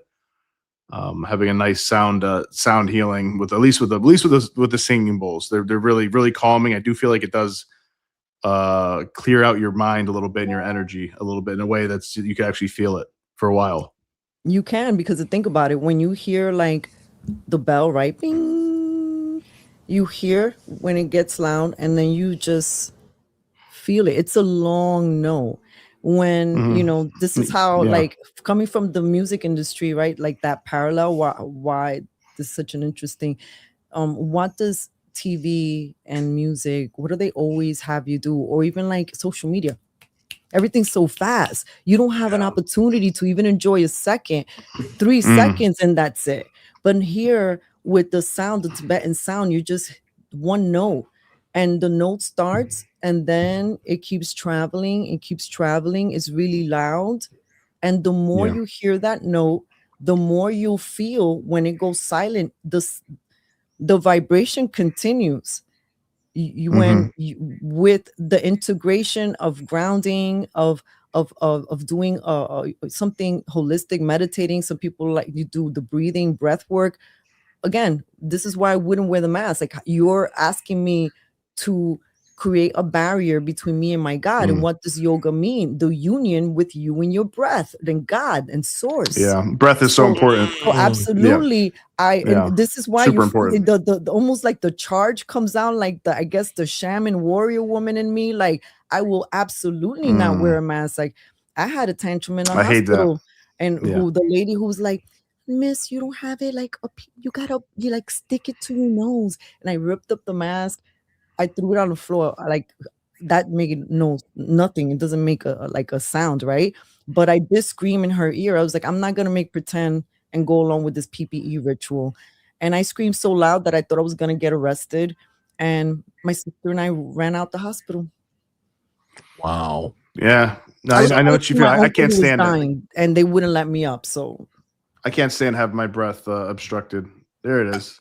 Tibetan Yeah, I singing bowls. think And I just want to say real quick, Rosanna, like, I think it's you hear it, but it also you feel it. You feel the vibrations, like, and you did say that as well. But like, it really is like it kind of pervades you in a way. And then in my experience, like if I was like stressed or like maybe I didn't meditate for a while and I was worrying about something or whatever, or angry about something, whatever, like it'll literally like kind of go like, kind of like clear up the clutter in your brain, that you can feel that energy kind of dissipating.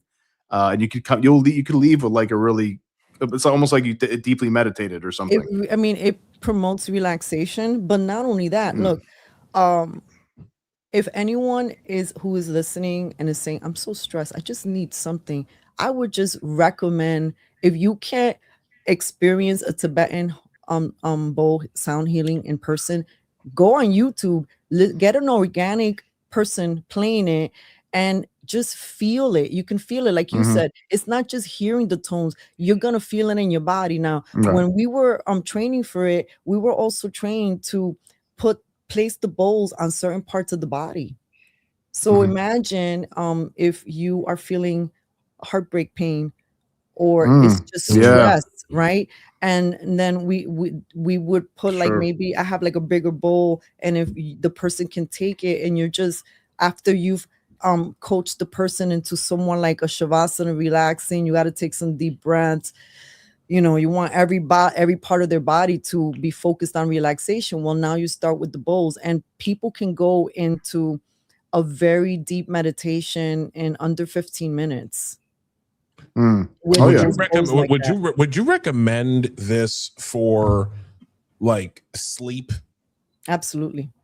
And people have also healed. I'm not a doctor. They have healed certain illnesses. I'll leave it there, because what's disease? A body that's not in ease. And you need to find ultimate relaxation. Many of us are not ultimately relaxed. Guess what? If you have a phone in your bedroom while you sleep, if you have a television, if you have anything that's even a light, you have intruders that are taking away from optimal sleep. Your bedroom should have no light whatsoever optimally, and your devices should be outside your room if you're having trouble sleeping. Some people do. And then a Tibetan sound, like they have the sleep ones, that you could just put in the background. I do that, especially if you're feeling anxious too. Anxiety, this is definitely something that helps with anxiety, stress. I used it to help me with grief. Like when your body starts relaxing and all of a sudden you feel emotional, I've already learned, and a lot of people who take classes, don't judge what comes up. If you're in a public setting in a class and your whole body wants to cry, teachers recognize that as a sign that your body's releasing. So don't judge it, because no one in that class is going to be judging it. So and I would add to that if you're having a hard time sleeping, Isaiah, especially if you have insomnia, which happens to be sometimes, like you wake up and it's hard to go back to sleep, like one of those, like a 3 a.m. or 2 a.m. or whatever. And sometimes I'll be up 3-4 hours, but what I found is if you know how to meditate, you should learn how to meditate, like mindfulness, like really just learn how to do it. It takes a little practice, but you can do it. One, it's a great tool for relaxing and centering yourself, and like you can be super angry and then meditate for like 15-20 minutes, and then you won't be angry anymore. Like you'll look at things very differently. But at least for a while. But it has lasting effects, and if you do it every day, you could change your mind, like really almost completely. But anyways, what I was going to say is, if you learn how to meditate, you can sit in bed or sit up if you have to, and you'll fall asleep. Like if you have insomnia, unless like your sleeping rhythm is totally off for some reason, maybe like you took a really long nap, maybe that'll stop you. But otherwise, like if you should be falling asleep, if you meditate, like you'll eventually fall asleep. And I made a mistake, so I'll forget about it, just keep on trying to roll around. And if as soon as I meditate, I was like, oh, I can fall asleep. So you just got to meditate once you feel like you're in that state. So it's a really important tool. I wish I knew about it before. I learned a couple years ago. I'm gonna be looking more into that. Particularly, remind me. I'll send you some resources. Please I learned about it. Yeah, please remind me tomorrow or something. I might forget. Yeah. But I do want to ask, because there are a couple other questions that I have that we're gonna cover. But do you still do Rosangel? Do you still do you practice anywhere like? On like because I used to do yoga myself about maybe 3 years ago, 2-3 years ago. I stopped. I unfortunately I had a lot of stuff going on in my life, a lot of different stressors. Like 2024, I was in the gym every other day for 2 years straight, and then 2024 hits. And my schedule got disrupted and I was never able to get back into a rhythm. My question is, do you practice anywhere on your own, or do you do group do you practice with a group or anything like that? That's a great question. I've been doing privates that I get hired for, and I do keep up with my stuff, but I have been looking for a spot. I have a friend who has a place in the city that may accommodate 20 bodies to join me for yoga. It's one of those things, when we were getting in trouble in the algorithm, especially living and having a business in Williamsburg, Brooklyn, the mob comes after you. And I couldn't be in a public setting. I couldn't put myself at risk, and I couldn't put the class at risk and ruin the integrity, because you're creating a hearth. That's the most important thing for anyone who's ever attending a class, a wellness class with anyone. A lot of times I get teachers who attend my classes and they want to they don't know how to be a student, and I'm like, no, relax, you got this.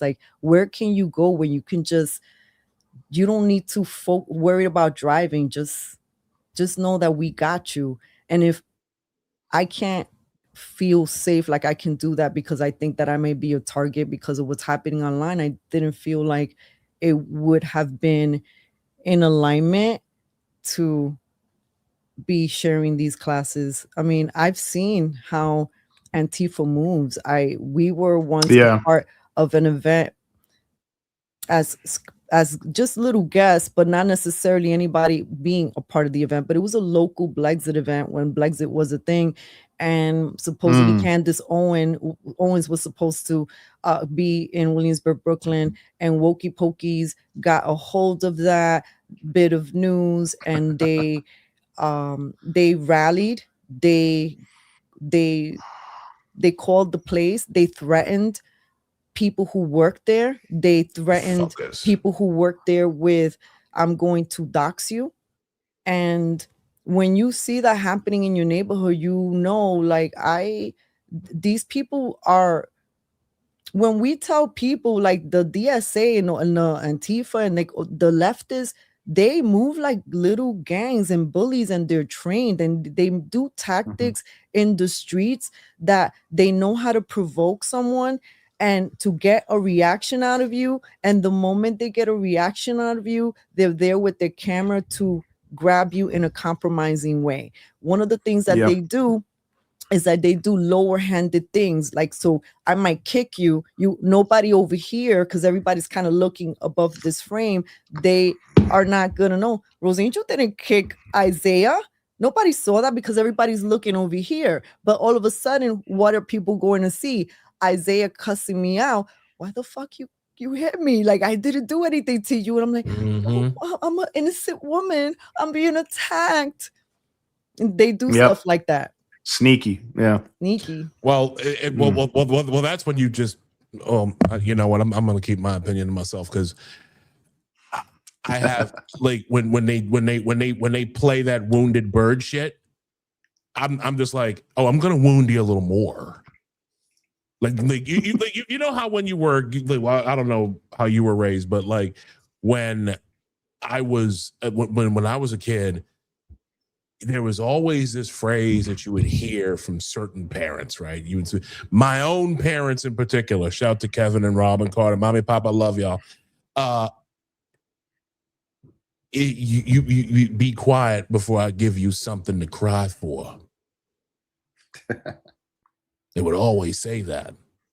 And even old heads would say stuff like that. And that's the thing. It's like no, it wasn't, but like, that's my thing when it comes to these people. Like because I know how abusive they are. Everybody knows how abusive these animals are, right? And I'm really sorry that happened to you, Rosangel. I mean, I have to say, just to correct the record, whatever I've experienced with my little run-ins with folks is so benign compared to people I know personally that have gotten beat up, gotten into fights, have ended up in jail. One person who's a content creator, I mean, not a content, he's press, he records.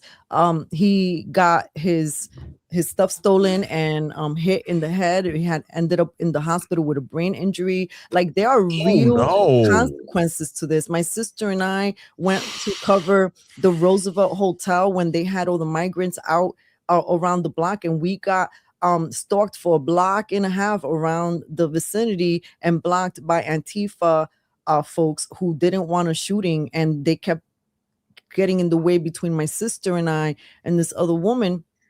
And let me tell you that they know they got someone like me who and then the other lady who were all like even tempered, and they were able to agitate us enough that I was wanting and wishing that I could transform and have a giant punch and knock the dude out. That's all I wanted. But I had to read the room. I had to read my size. Let me tell you, hot summer day, over 200 men in the street, security guards, no cops. And my sister and I and this other lady getting harassed by Antifa. That's crazy. I'm screaming my ass off. I wasn't scared, but I was like, you're stalking me. You know, I'm being the New York dramatic to see if somebody would come to our aid. It was like if nobody saw anything. You know what that tells me? You know, when people are talking about like what happens in the UK where you go to certain no-go zones and people see things, but nobody says anything.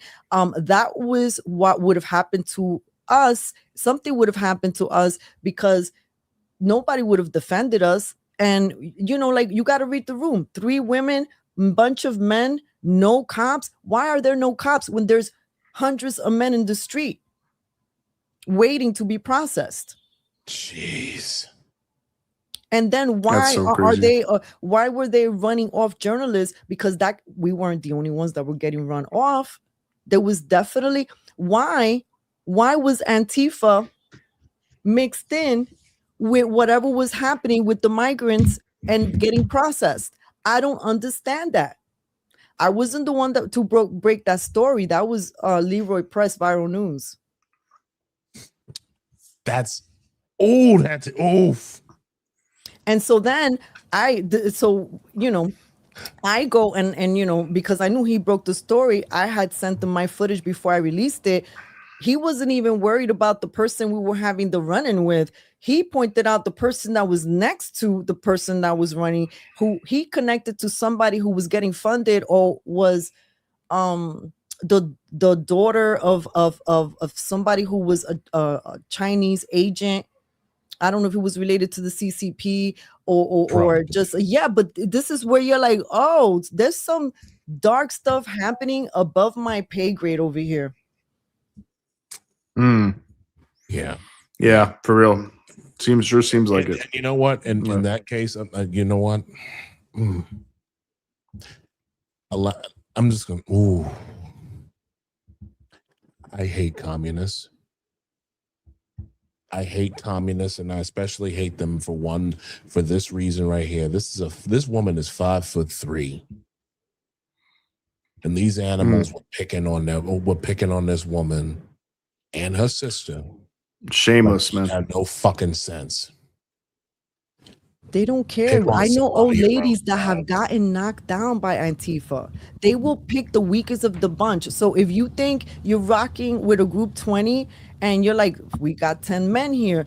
Oh no, don't you worry. They're gonna wait until that grandma or that person who's in a wheelchair or somebody, and they're gonna get that person first. I mean, there is ruthless out there. It's ruthless. Mm-hmm. Try that with someone who's 6'3" and well over 300 pounds. Try it, Antifa. Try it. Well, you know what happens? You get arrested and they won't. Oh, because when I started yelling, the dude became a woman all of a sudden. He goes, I'm not a man, I'm a ma'am. Oh, wow. See, here's that's convenient. That's convenient, man. Here's the thing, right?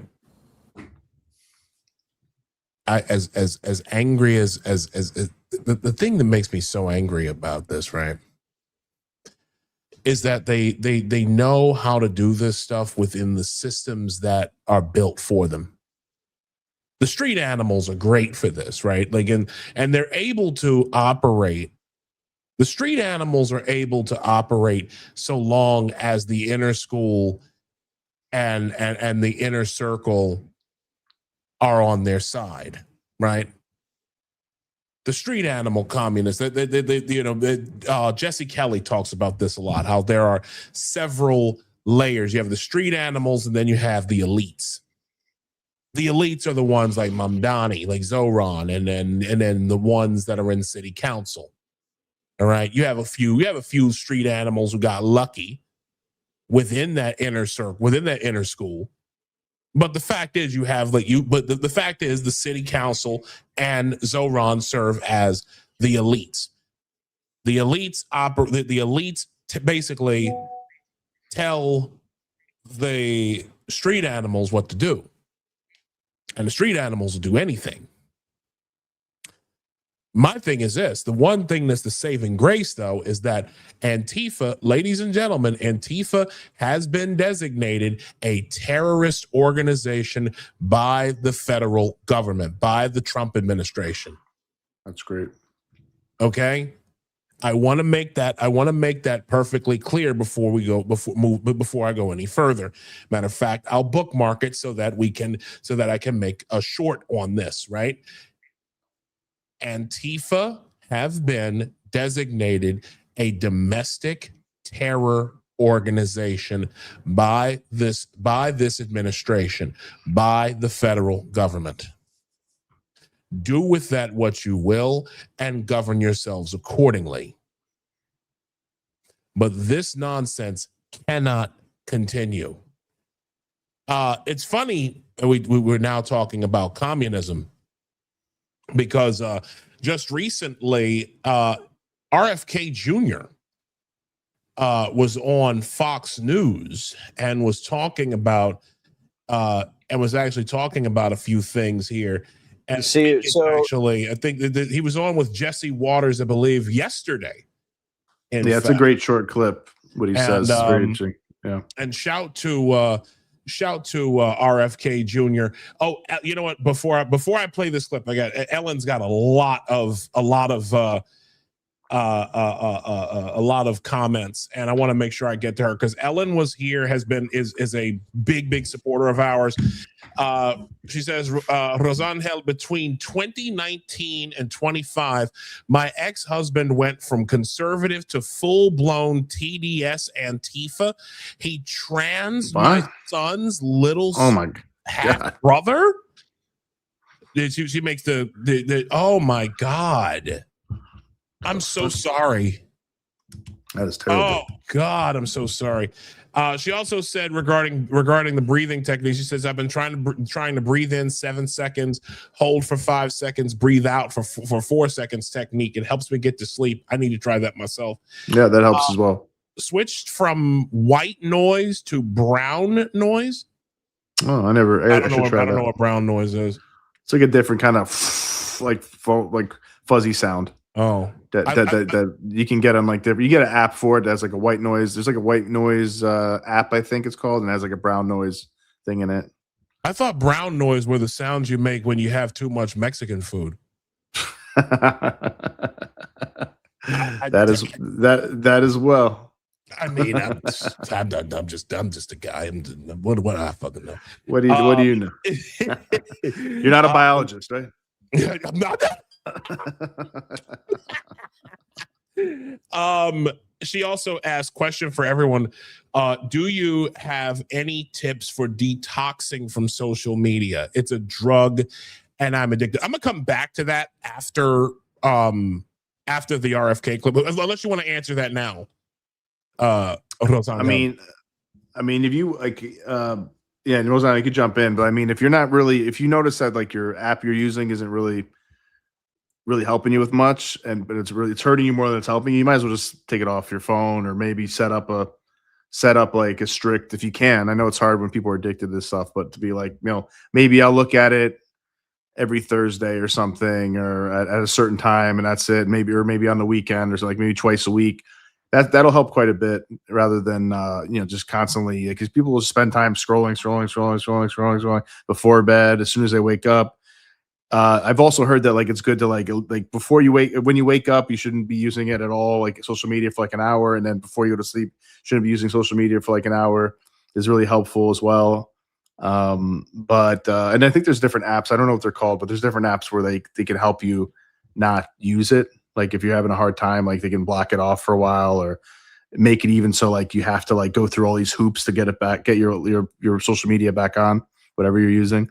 So there's ways to do it, and it's I gotta say it's probably I gotta do it more. I've been better with it, but I gotta probably get off a lot of it, just because I feel like it's not really it probably hurts more than it helps. I hear you. I had to do well. This is the secret confession to the word Cafecito Break. Cafecito Break is named after the Cuban espresso. Break is acknowledging sometimes we need a break even from the espresso. Sometimes we need a break even from creating content, especially when I had to take a tiny little break. I kept having meltdowns every single time I recalled that the socialists won in the recent primaries, and how disgusting Mamdani was for the way it's multifaceted, right? It's almost like he took the endorsements smiling, like I don't know why people thought that maybe he was going to endorse right back, but a lot of Democrats woke up and realized Mamdani's not playing the same game they're used to playing. And some of my friends out there, I've heard the criticisms, and I hear you, like, some of you are saying, oh my God, you wanted the lesser of two evils to win.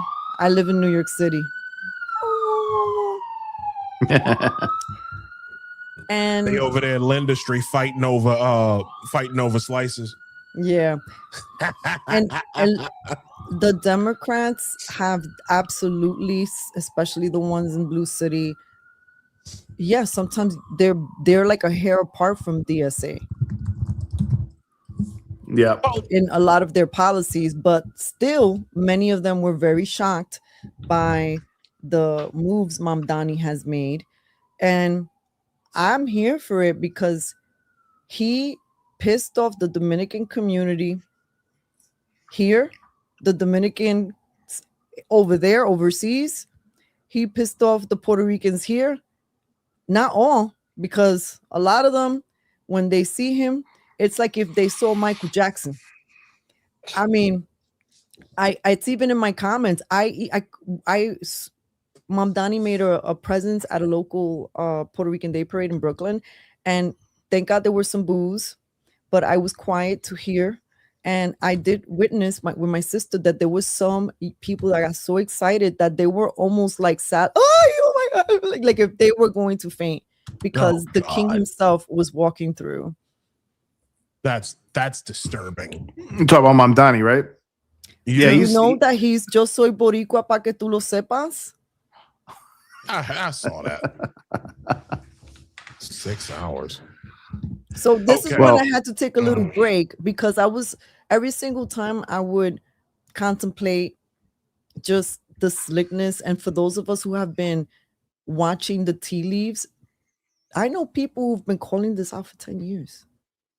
Yo, do not sleep on these guys. Oh yeah. But everybody never. was, the Democratic Party has such major TDS that to this day, even if there's a debate that has nothing to do with Donald Trump, they still manage a way to get the name dropped into the conversation. And then people say, I love that. And I look at that with media eyes. I was like, no, all of you have been had by the media, which is what something I've been saying since 2019, which is partly why I lost so many of my community members. I'm like, you have TDS and you should blame the media for it and the colluding politicians. Because when you make Donald Trump the target of everything, we don't get to talk about COVID. We don't get to talk about the lockdowns. We don't get to talk about what happened with the riots. We don't get to talk about, men's sports. We don't get to talk about transitioning. We don't get to talk about what's really happening. Meanwhile, because we don't get to talk about all this, they're using that time that we're distracted and having meltdowns, and they're engaged in schools. They're lobbying. They're activating in school boards. They're participating. They're handing out sheets.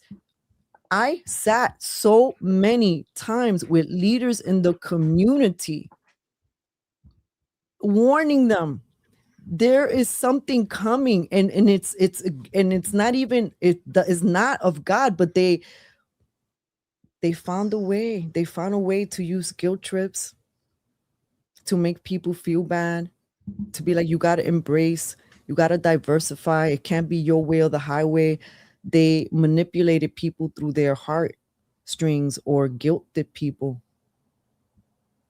And so I have a lot of upsetness towards this machine that has created that, because when I see that I'm no longer in the same type of relationship with how I used to get money from nonprofit contracts, with my colleague, with ex-colleagues, with friends, with family, and what came in between that was that machine, then every day I have to wrestle with that resentment. I hear you. I feel that. So I'm going to go ahead and play. Thank you, Rosangel,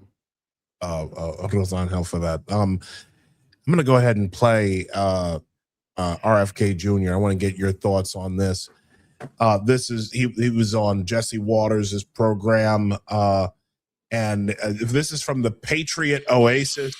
I just saw that these guys are following me, so I encourage everyone to follow the Patriot Oasis. Just in, this is from yesterday. Just in, RFK Jr. warns of the radical mentality of communism and the pagan religion called Islam. I'm so glad people are calling it that, because it's the truth. Here we go. Your father, your uncle fought communism hard. How much of a danger do you think this new breed of communism is here in America? I'm very concerned. I don't think my father and my uncle would recognize the Democratic Party today. And, all the overt anti-Semitism that you see in that party, and that's what it is. Israel is not fighting the Palestinian people. It's fighting a toxic ideology called Islamism, which is a perversion of the Islam faith. And its core belief is genocide of the Jews, not just the Jews in Israel, but Jews all over the world. And in fact, if Hamas is overtly genocidal, during October 7th, it killed every Jew. It found men, women, children, and babies. They raped young girls, gang raped them, sometimes till their hips broke. They hammered nails into their vaginas.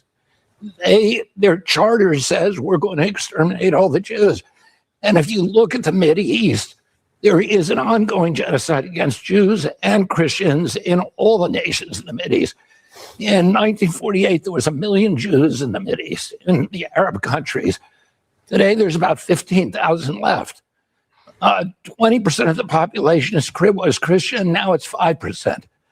In Israel, in contrast, there were 150,000 Palestinians in 1948. Today, there's almost 2 million. They're 20% of the population.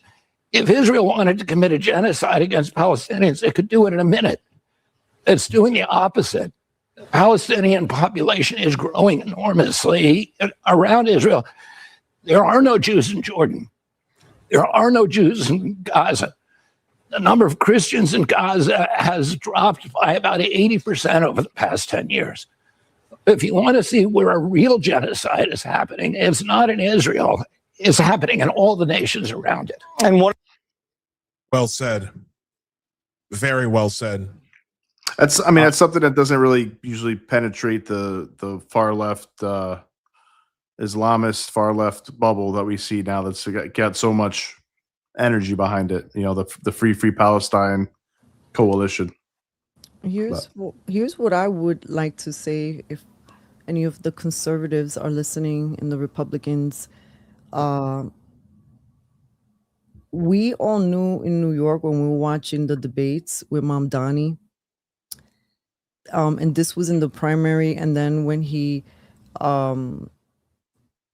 if memory serves me correctly, but there was a debate where they asked the guys that were running if they would go to Israel, and he was the only one who said no, that he would serve all of the people in New York, including Israel.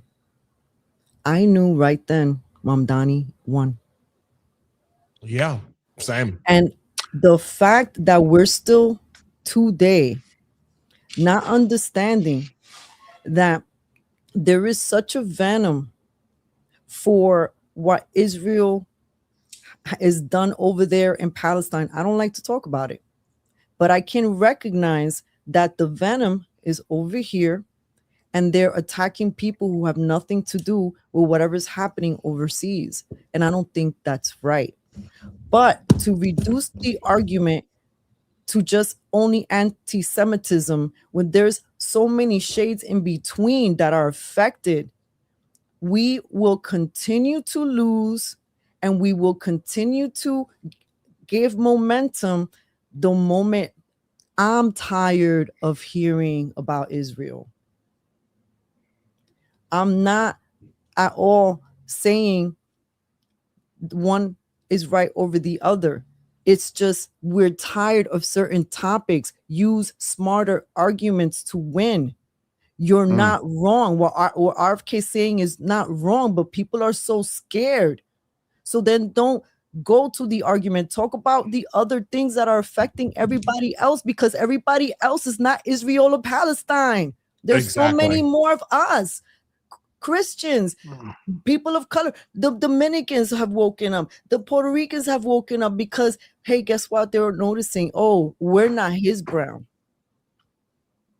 Do you see what I'm saying? Especially after they put that MTV girl telling you guys, the masses out there, the people who have bigger microphones than I ever could have, to be wise with your wordplay. All you are doing is antagonizing and creating more of an army just by using that one argument. Diversify I think the you're argument. Right. Yeah, I think couldn't agree more. Couldn't agree more. And that's actually, I mean, I feel like Mamdani, at least in front of the news, has been good at that lately. Like the last year or so, he said a lot of crazy communist shit and woke stuff, prior to that when he's a councilman and on podcasts. But ever since he was going for the mayor's office, he backed away from we're going to tax white neighborhoods more and stuff like that. Right. He's definitely been behaving himself when he talks about Jews for the most part. Although sometimes he's still kind of we'll talk about genocide or or Israel, how bad Israel is, whatever. But you're right. I think, we should be speaking. And this is one of the reasons why I think the far left has been more effective, besides the fact that they indoctrinate everybody in schools and universities to become far left, that helps quite a bit, is because there is affordability issues and people are wondering, how come things are so expensive and inflation, and they speak directly to that, which, they've been pretty disciplined about not speaking so much about race, like you said, and certain races and certain stuff. That's the way to do it. That's what Bernie was good at too back in the day, Bernie Sanders. And conservatives should do that as well, and try not to, Trump needs to be more disciplined about that. Trump, I think, will kind of be undisciplined about talking about, calling Haitians this or saying this about this certain community or Mexicans or whatever it is. And that's not helpful. That's not helpful at all. I think you got to be, you got to focus on that, whether, if you're talking about criminals, it's criminals. You're talking about violent criminals, violent criminals. You're talking about sex offenders, rapists, human traffickers, keep it at that, illegal immigrant, even if you want to say illegal immigrant, but don't be, saying certain countries and certain things like that. You should try to avoid doing that as much as possible. I think you're right about that. I'm not sure. Maybe you explained this earlier, but why are so you're saying the Dominicans and the Boricuas are in New York, especially, they're mad at Mamdani? What happened to make that happen? It was, for the Puerto Ricans, it was like a two-parter. So I'll try to be really fast. When, recently we just celebrated the big Puerto Rican festivities, right? Now, leading up to that big weekend, there's always been this traditional gala that has taken place. Well, I think it took about place like 30 or 40 years at Gracie Mansion, but it's been a tradition of decades, right? And Mamdani's staff at the very last minute canceled it. Now, you have all these people traveling to New York from Puerto Rico and other places to attend this gala. That's the kickoff event. And then all these other events throughout the week start happening. So is it the Puerto Rican Day Parade event afterwards? Like, yes, is that same week? Yes. So this would be this was like the cultural event as that was known as the kickoff to the gala, that big, to those day, kind of stuff, to that kind of thing. So throughout the city, they're expecting to see Mamdani. Yeah, the people the traveling dignitaries and stuff are expecting to see I don't know if Mamdani. they were all expecting to see Mamdani, but obviously it's in Gracie Mansion. They're really probably more excited to see the other Puerto Ricans, but I'm pretty sure some of the other ones wanted to see the mayor. Not all. Sure. But my point is, somebody on his team dismissed, canceled it, and when people, we can get really petty. You dismissed a tradition. But mind you, you're having all these other type of events and making room for them at Gracie Mansion. It kind of looks like a little bit weird. So this is when he fucked up number 2. Then somebody said, no. We didn't forget. We're going to do a different event. We're upgrading it to a breakfast. So you go from a gala to upgrade to a breakfast. How is that an upgrade? Some bagels, nuts from some cereal. God, when they first those little cereal boxes. So according to the bochinche, when they were looking for which dates can we reschedule it for, one of the days that they threw out there or tried to do coincided with a breakfast that Espaillat was hosting for Nydia, who is a retiring congresswoman. So then that's like, do you see strike number 2? So then so it was like wait. So you're saying it's like a dual purpose, like this is a breakfast for the Puerto Ricans, but also a going away party. Right, but did they at least serve mango? No. But I think Mamdani, I heard different stories. Somebody was saying that he was trying to piggyback off that event or create his own, but then you were still conflicting with Puerto Rican events. Whoa. Was he trying to pit the Dominicans? And was he trying to lump the Dominicans and the Puerto Ricans together? No. Oh, when Mamdani went to reschedule his date, it was coinciding with a pre-scheduled event that Espaillat, who he did not endorse, and endorsed his. He took his endorsement, though. He took his endorsement. Somebody who's a leader in the community in the Bronx needed an endorsement. He endorsed. Mamdani did not return the favor. Mamdani endorsed his opponent. And then when Nydia Velázquez Nydia Velázquez also endorsed. She's the retiring congresswoman. Her pick was Reynoso, but what did he do? He supported staunchly, very outwardly and proudly the candidates that were running, which were not the best candidates. Now, when I'm building a team, a production team, which I've been a part of hundreds, let me tell you what I'm not going to do. I'm not going to build a weak team, because we need to get to the prize. We need to put a show and put it on the air. So I'm not going to be building fluffy people that can't do the work. This doesn't make any sense. So you chose people that are inexperienced, that do not know their communities and have been here for a short amount of time over the people that are known faces in the community. I'm not one to say that they were the best, but they're still known in the community. They know the community. And so then that has awakened. And then what didn't help is when the Dominican community learned about who the opponent was. Oh, wait, a Dominican sister who said that she wishes at one point that all of Dominican Republic and Haiti were one. She's a globalist. I'm pretty sure Dominicans don't want that for the most part. So that started a war over there, because that's their own thing. That's not my fight, but that started, and it was almost like, wait, you're not proud to be Dominican? But the thing nobody explored is she's a globalist. She wants no borders. She doesn't want borders over there. She doesn't want borders over here. Yeah. Wow. Stateless, classless society. That's what communism, that's one of the things that communists always talk about they want. And I just look at it like this, like, you know what? God forgive me. That's pure chaos. We have to do prayers. Her name is Chaos. Daria Lisa Avila Chevalier? And she's a Muslim. So then I'm asking you, she's Muslim. And then recently converted, right? And then we also saw videos of Brad Lander singing in a mosque. So what are you signaling to the people that you have to like, for all the ways that Israel gets criticized for, oh yeah, they have to fly to Israel and kiss the wall. Aren't we seeing that in the other side, kissing the DSA ring or whatever that looks like? But hey, guess what? Yeah. None of these things are working. Common folks, working class, common sense people across the board. Maybe we need to stop focusing so much. If you are a Republican, Democrat, look at the candidates.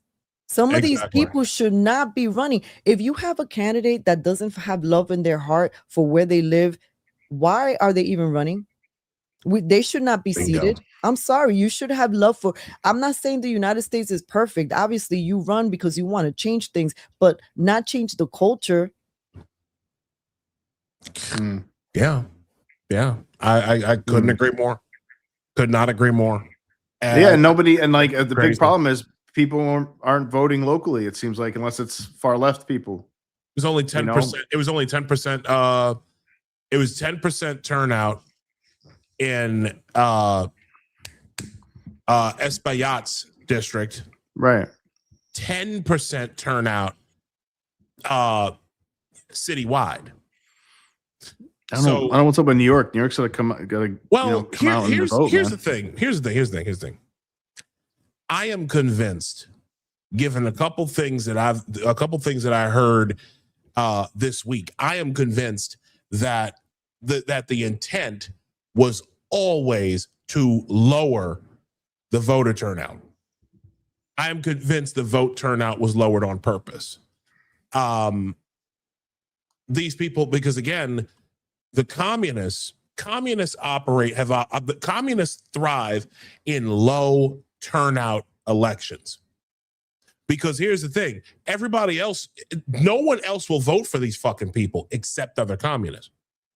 So when other communists come in and they vote for these people and no one else does, and no one else even votes, then they could say, oh, we have a mandate, like they're talking about already.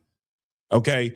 The thing a lot of people don't realize is that Chevalier did not win the working, like all of the neighborhoods full of the brown people that don't know what a fucking computer is and all that. They did not vote for Chevalier. They voted for Espaillat. So like I said, the very same communists who are always talking about how they want to rescue, people of color, and they just care so much about the people ain't buying what they're fucking selling. But the white leftists, the fucking transplants, these downwardly mobile transplants, they just eat it right the fuck up. I've never seen anything like it. But they've done something good, and think about what we've been discussing in the show. Like, people are hungry to connect in groups. Yes. And they're checking a lot of boxes, and there's constant meetings. There are things to do. There are activities, actions, door knockings. There's ways that people feel like I'm a part of something. And that's pretty sad. Like, as much as these people, I don't like them, I recognize they get involved. Maybe they don't understand. I don't think they understand what they're pushing, but they are getting involved, and they are doing the work, and they're knocking on doors, because I've seen all of them. But at the same time, you had a guest in a previous show that I know there was a point where you guys were talking about that he was saying, I don't know, I go back and forth. Is it education or is it the taxation, that he wrestles with? And I was thinking about that. I was like, that's a great question. But just on education, yeah, the young minds of America have been educated, lefty politics, gender ideologies, communism. They've been taught to idolize Che and people like that. So of course they made it trendy. Yeah. I see little stickers of Mao in my neighborhood. Astoria is nicknamed the People's Republic of Astoria, if I'm not mistaken. I mean, People's Republic of Brooklyn. This is serious. But now part of the education that they have done in inner cities with Black and brown people have been, do not vote. Don't go vote. Voting is casting your vote for the master. Jesus, that's stupid. And you're so right, that's though. Part of the propaganda, the mind control. Now, some of these people, they know, okay, demoralization. Yes, they will not go out to the polls. No, make you feel like it's no point. There's no point. You're so right. I think that was very, very smart. Real quick, a very smart observation by Rosangel that they really the DSA Mondani's campaign. They really are using a lot of like community events to make people feel like they're part. Like they had that thing I remember they had that scavenger hunt last year was one thing. They had that rally or whatever at the Forest Hill Stadium. I remember that. Afterwards, and plenty of things between that. And of course, they had the Knicks parade, which Mondani's lucky to take advantage of that. Of course, lucky bastard. Now they got the World Cup. So but I'm sure they've had plenty of other things as well. That and you're right, people are dying for community. They're dying for, people used to go to church for that and stuff. A lot of people don't do that anymore. People are stuck on their phones, just isolated. And human beings can't live off of that. We can't. Man does not live off bread alone, man. You need God. It's some one way or another. You need God, some kind of spirituality, and you need to be around people, other human beings, especially people you love and trust and friends, but even in general, it's people aren't made for it. So you're very right about that. And this is, for us at Cafecito Break, we've, no secret. I've always told people I'm a fresh Republican, but the platform is independent, meaning we will talk to whomever with common sense. And the idea is independence because we have had students who tune in to the program, and we've even been invited to speak at classes where I've been in the hot seat with a whole bunch, like a classroom full of high school students asking me about things I've spoken about on my show in relationship to news that they're learning in school. And ooh, true that I burned some of those little students, but what I would come back and I'm like, but I would always with respect. But did you read? You're upset with me. You're looking at me with mean eyes. But have you read the whole document? Do you know? Or are you just telling me a talking point? Because to me, I feel like I hear a talking point. So for us, we seek to be a place where people can maybe feel the inspiration to be inquisitive and be on their own journey, but to also be okay with hearing people express themselves, whether they're cursing, they have a sailor's mouth, saying things that maybe burn you inside, but it's okay. We're adults in the room, and we got to learn how to be with other adults without getting all bunched up, because we have young people that are calling words like racism. I mean, I'm sorry, calling words like violent, equating words to like, oh, you're violent against me. Right. Yep. And in a real way, like in a real way where they're having mental breakdowns over it. And I thought it was an exaggeration, but I have seen some of it myself firsthand. I don't feel safe, they'll say. You're making me feel unsafe just for having an opinion, just for saying, I think, men are men and women are women. Somehow they're not safe, and it's a way to chill speech too. I don't know if they know. It's like manipulative. I don't know if they realize that or not. Some of them do, I'm sure. Some maybe don't. They actually believe it, but it's a way to be like, okay, I guess I can't talk about that anymore. I guess I have to keep my mouth shut and make sure I don't bring that up again, because now I'm getting violent with my words. My words are violence, and I'm making everybody unsafe. And it's a way to try to cancel people and keep people off campus and make sure that they don't teach anymore or have a show anymore or whatever it is. And to your point too about adults talking, that's exactly what Charlie Kirk was doing, right? He was so great at that. And I think we're definitely missing him in that regard, especially conservatives, but everybody I think really is, whether they know it or not. He gave people forget, like he gave so many leftists and college kids and progressives and whatever, you name it, a platform to talk and debate him. And people could see, people will watch the videos, people can see it live or whatever. That's a platform. People can really, if they're right, they can put out their message and change minds. And instead they made him sound like he was like some kind of fascist Nazi that was just making putting everybody, like I said, on making them unsafe, putting everybody in danger. And now they don't have that platform anymore unless TPUSA is still doing the events. I think they are in some cases with some. They some are, people, but it's not the same about Charlie, It's not. Yeah. And it won't be. And honestly, and if I'm being honest, I don't think Charlie was supposed to be president. Like I really do believe that Charlie Kirk would have been. I think he would have made a fantastic president someday. Could have been. And unfortunately, the world will never know that because he died so young. But I'm at the point now where, and a lot of other, I'm certainly not alone in this. I don't want to be like, I'm kind of over talking to these people. I'm kind of over talking to these communists, especially the way in which these people abuse they whatever moral currency they might have had, it's gone. We can discuss all day long about the sins of years and centuries past. We can talk all day long about what this group did to that group and all this other foolishness. But at the end of the day, when you begin to finally understand, when you begin to know that all these people do is use language operationally, they use language to confuse and thwart and manipulate and all sorts of stuff. It's just like, you know what? I don't want to talk to these people. I know their arguments. I know what they're going to say. Sometimes, and this isn't being haughty or whatever.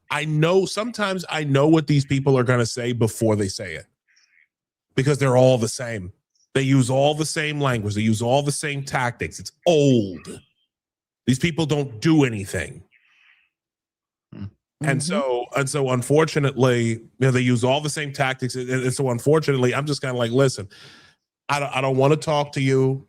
I don't want to have a peaceful, you don't even want a peaceful coexistence. Forget what I want for a second. Forget what regular people want. You don't want a peaceful coexistence. They feel so uncomfortable when they know there's something across the street happening that they're not okay with. And I'll give you an example, because this happened to me while when Lee Zeldin was running. Was it Lee Zeldin? Yeah, I believe it was Lee Zeldin. I was interviewing a man on by Domino Park. I was off to the side. He was holding his Lee Zeldin sign, and we kept, getting interrupted because a wokey pokey thought that I was having a public forum. So every single time, he was out listening, and then he got closer. Then he got to the point where he was in front of my shot, battling back and forth, asking the guy questions who was answering my questions. I kept trying to tell him, I was like, you're interrupting my work. What's happening? Like, dude, this is not a public forum. Get away. And he didn't hear that. He didn't see no. He didn't hear no. He didn't understand it. He just kept inserting his will. And then, hey, guess what? I'm a Brooklyn girl. I'm not a fighter, but I'm a Brooklyn girl. And I read the room. I looked at myself and said, I'm Latina. I'm carrying a little mic that says Cafecito Break. And these a-holes are known for we got to protect all women, believe her. And I am going to defend the Latinas. And then I'm seeing it's a white, a white boy, a white entitled boy interrupting a Latina who is hustling an independent gig. And you keep interrupting my work. You know what I did? I remembered a stance of a bodybuilder woman, and I puffed up my chest like this. And since he was just a little taller than me, I started bumping my chest to him. I was like, "What the fuck are you gonna do?" I started acting nuts. I started acting nuts. Now the man that I was interviewing was way over 6 foot. So he was looking at me laughing. I mean, nothing was going to happen under his watch, but the guy wouldn't back down. It wasn't until I got mirrored his nuts that he stopped. Because and I keep telling people that. I keep saying that you have to match their energy. You have to match their crazy in order to get them to go the fuck away. You gotta stand your ground for sure. That's why they don't mess with me. You think? Listen, they don't listen. I have. My wife is sitting here. She should remember this. We were at Whole Foods in Yonkers. Okay, at Ridge Hill. This was a few months ago. We were just. You know what? No, it was right before we moved up to New Rochelle, and. We're in, and we had picked up some stuff from Whole Foods, and we were about to drive back, and we're in this this elevator with this white couple, these two white leftists, right? We didn't know they were we didn't know what they were until we were talking. My wife and I were talking. And this fucking guy that goes, he says something he tried to interject himself into our conversation by saying, saying something negative about Trump or whatever. And I'm like, really? And I told him, I said, I voted for him. And then he tried to the look. The look on these white liberals' faces when some big black motherfucker who tells them that they voted for Trump, that he is a conservative, and that he was a Democrat up until a couple of years ago, the look on his face, it twisted. It was like, what? So I don't remember exactly what he said afterwards.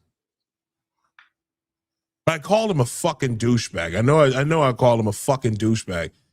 And I flat out said, I said, you white liberals always expect black folk to be to stand right alongside you.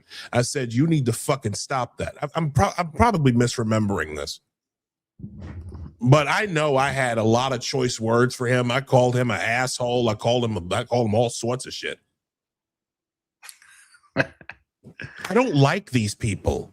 I don't like, because they're the one thing. Ellen was here. Remember when that happened to you live after the Knicks game? I said that was with a black dude.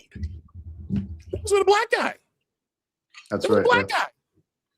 And I could have really laid into him, but for reasons I won't go into live here, I didn't. You know, but these white liberals, these white leftists, these fucking assholes who only have no theory of mind. Yeah, I know, Nino. I'm going off for a second. White leftists, these fucking gentrifiers, they have absolutely no theory of mind for how for the mentality of for discussing politics with black men outside of who they're fucking. They have no theory of mind for black folk outside of the realms of criminality, sexuality, and poverty. A lot of these motherfuckers don't even know how to talk to rich black folk. It never even occurs to them that any black folk or any Latinas or Latino people are anything but dirt poor on food stamps, on a SNAP and all that. Hey, man, you know that the Obamas and Jay-Z and Beyonce are very oppressed in this white supremast state, man. Nah, fuck them. You know that. They're very oppressed. As many people as Jay-Z by himself has oppressed, as many people on his fucking label, as many people as Live Nation alone have oppressed, he ain't got no right to talk, to say anything. So anyway, all right, I was wanting to say, yeah, it's all right. I wanted to mention what Rosangel was saying with the how she's reading the room with that guy, and it also made me. I want to say this earlier, but they still see blacks as their servants. Yeah, they do. Yeah. A lot of them do. But how you said how you got canceled on Instagram and social media as well, and it's like. Wasn't the whole mantra back then like we need to uplift black and brown voices and Latinx voices and all that bullshit? Not if you're not saying what they want you to say. Yeah, not if you disagree. Yeah, it's like, and that's something you should use. I say it all the time. Like if it ever comes up, I'm like, well, you gotta uplift these black and brown voices. Like uplift my Latino voice. I tried, right? But it didn't work. They didn't care. I mean, that's how you started to see. It's funny though. It's why you can like call them out on their hypocrisy. Yeah. Oh no, but we've learned like how as Isaiah is talking about, like some white liberals or or just lefties, they're very hateful. When we were out in Manhattan, just simply trying to get signatures for local people interested in running. Just seeing, hey, if you're a Republican, can you sign this? That was what the sign said. I cannot tell you how many unsolicited conversations we got from people who would, when you talk about noticing patterns, I don't know why this was a pattern. They would see the sign, have a bunch moment, they would bunch the buns, walk down a full block, then come back. No. And we would see that time and time again. And then you would see others, like one of my friends got his clipboard taken away from him. He thought he was going to get into a fight. I got a dude came up to me with a bloody face and he got real close to me in broad daylight. And he, like, when you're sizing somebody up like this, he goes, "You voted for Trump?" I knew if I answered the wrong way that I might not have a face. I would have ended up in the hospital. This man had blood in his face. He didn't seem like he was well.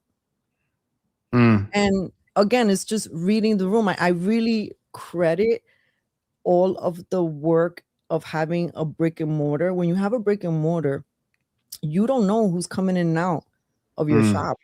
So you learn to just read the room really quickly, and especially in the setting, in the field that we are in, when you're in the business of just being intentional about reading the room.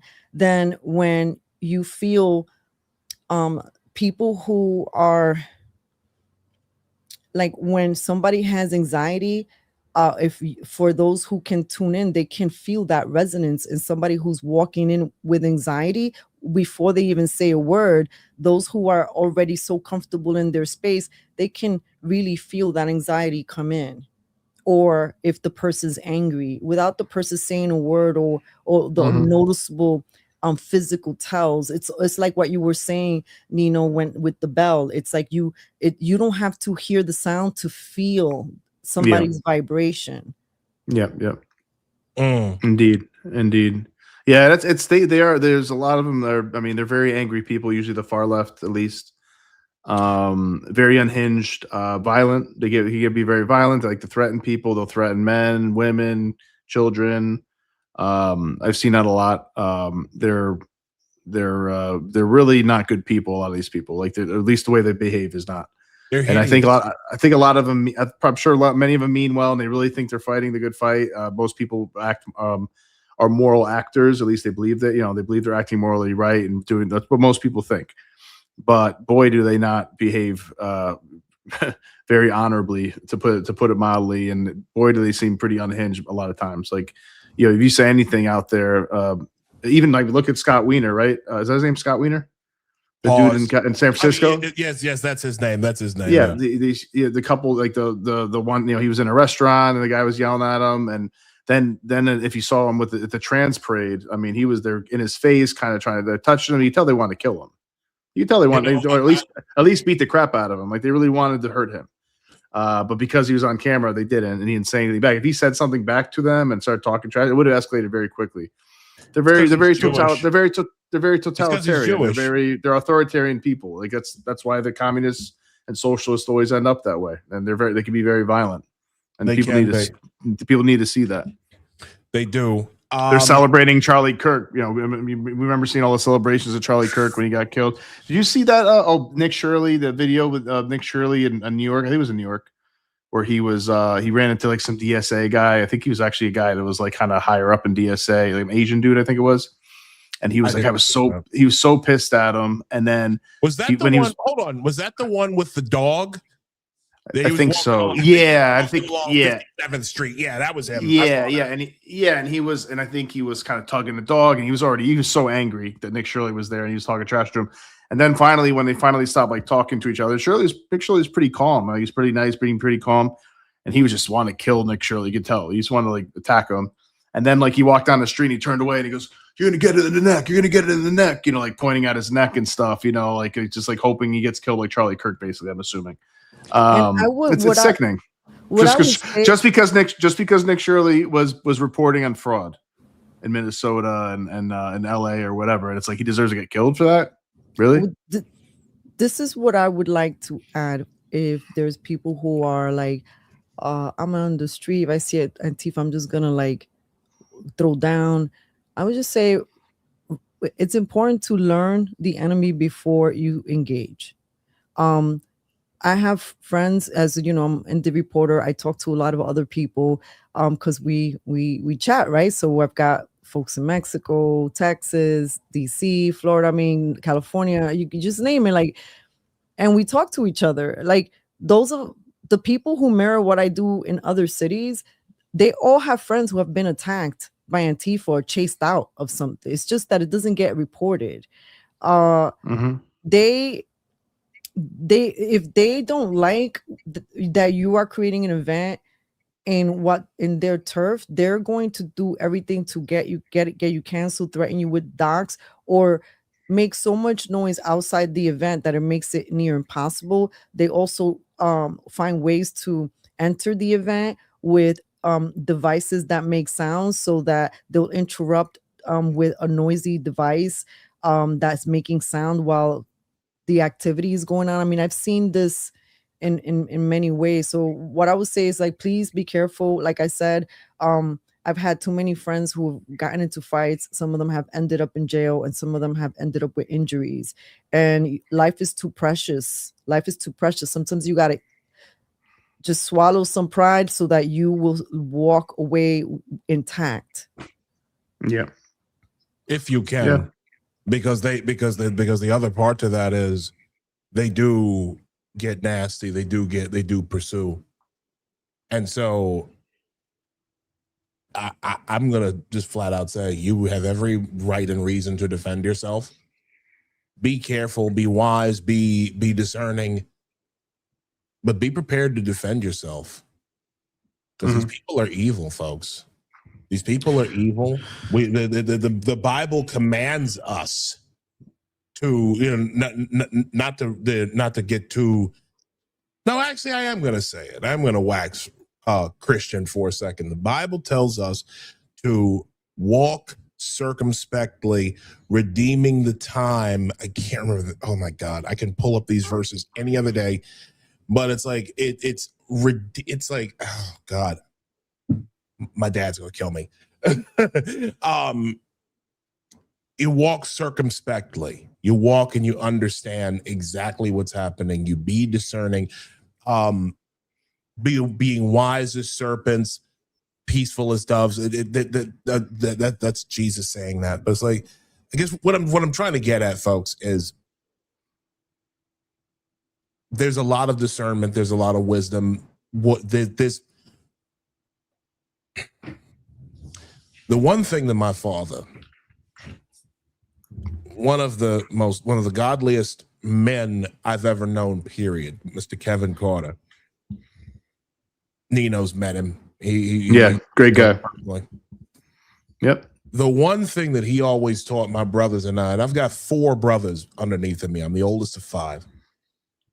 He always taught us when we were kids to pray to seek God for wisdom, knowledge, and common sense.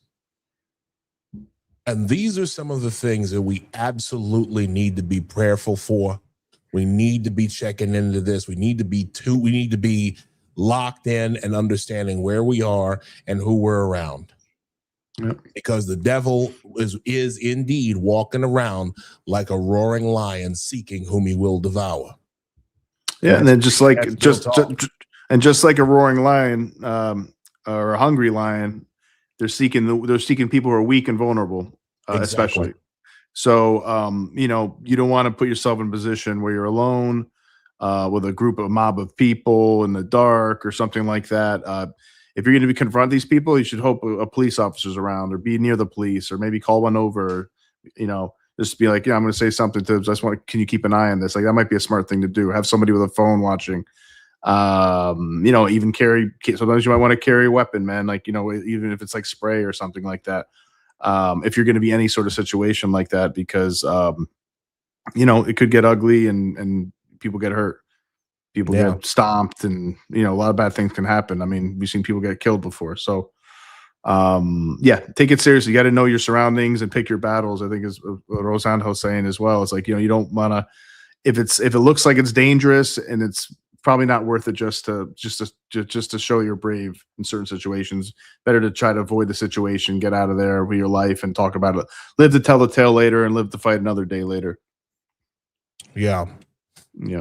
Rosangel, my dear lady, thank you so much for joining us tonight. This has been an absolute blast.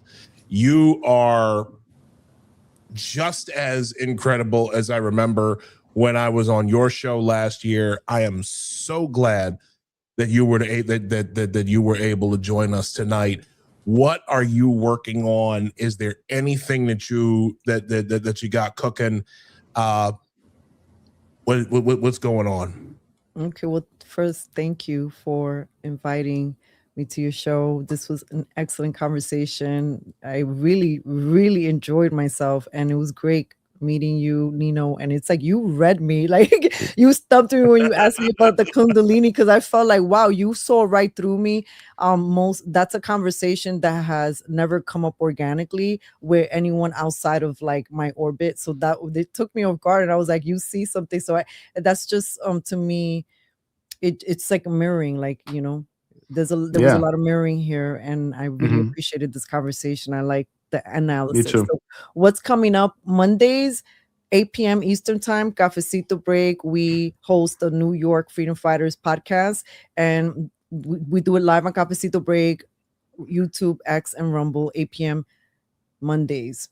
I also like to host happy hours at a local restaurant in Brooklyn. If you are subscribed to Instagram, then, you know, it's me, old school, with a little speaker.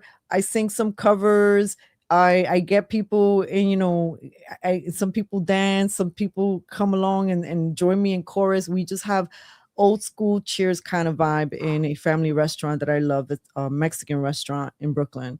And besides that, message me where that is. Okay. Message me where that is. I want to go. You said what key is that? Excuse me? What days do you do that? We haven't planned the next event, but it's usually on a Friday. Keep me posted. Are you guys doing like karaoke? No, it's not karaoke, but like I do sing some, like I sing some songs that it's like I'm creating like a vibe in the restaurant. So some people like to hear some of the old school, like I stick to the classics pretty much. And so cool. Some people hear old school salsa song, or they make a request for like a bolero, something that I might know, and then you'll get two people dancing or slow dancing or joining me at a chorus that they know. So it's like we activate a vibe, and then I get to tell them some of my little stories, peppering little things when I can, but it's mostly entertainment. And other than that, I am looking for a place where I can offer some of my wellness classes. I like to focus on movement, yoga, and laughter yoga, preferably all in one, but depending on the setting, I work with kids of all ages, and also, you know, from laughter yoga to a room filled with like master shamans and teachers. You know, my thing is I go where the medicine wants me to go, and which I try to just keep it simple. Mostly is just connecting with people. I've met some of the most intimidating, very psychic people who are psychic on every level you can imagine, where they can breathe, and they can breathe you and know, right? And anyway, my point is that sometimes we focus so much on attaining these superpowers, but we don't focus on just learning how to be a good human to ourselves and other people. And from all of the teachers, from master teachers to Reiki masters to the grandmas that I've known who of circles, that's the main lesson that they always kind of just like, from my heart to yours, from my heart to yours. Be gentle with yourself. Amen to that. Thank you for this time. You can find me and my stuff at Cafecito Break, and I have all these other platforms, and I also have a Spanish platform called Cafecito Boricua. Nice. All right. Excellent. Thank you again. Thank you, Rosangel. Now that I am, and just so you know, when I do see you, and I said this last year when I was on your show, when I see you, I'm going to give you a big hug. I'm just gonna just know you're getting a big hug. That's all I'm saying. I look forward to it. I look forward to meeting you, Nino, and I look forward to meeting. Yeah, let me know. We should do something, and maybe doing that podcast in Spanish in the city. Hey, that's the next move right there. All right. Yeah, I love doing karaoke. I used to sing in a band, and I love karaoke too. Oh, nice. So yeah, let me find out. All right. Well, you'll see. Folks, that is our show. Thank you so much to Rosangel Perez of Cafecito Break for joining us tonight. We will see you next Tuesday at 7 p.m. Eastern. This has been a great show. This has been a great show. I thank all of you for your support. Thank you all for your kind words. Thank you to the chat for having fantastic questions this evening. Yeah. Thanks again for everything. We will see you next Tuesday.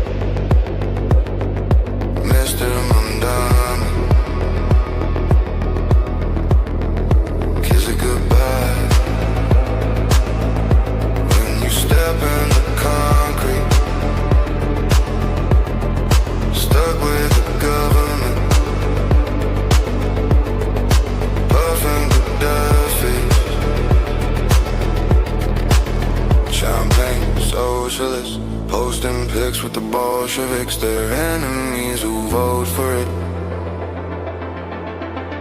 Open up the border, let the boats with the homeless in.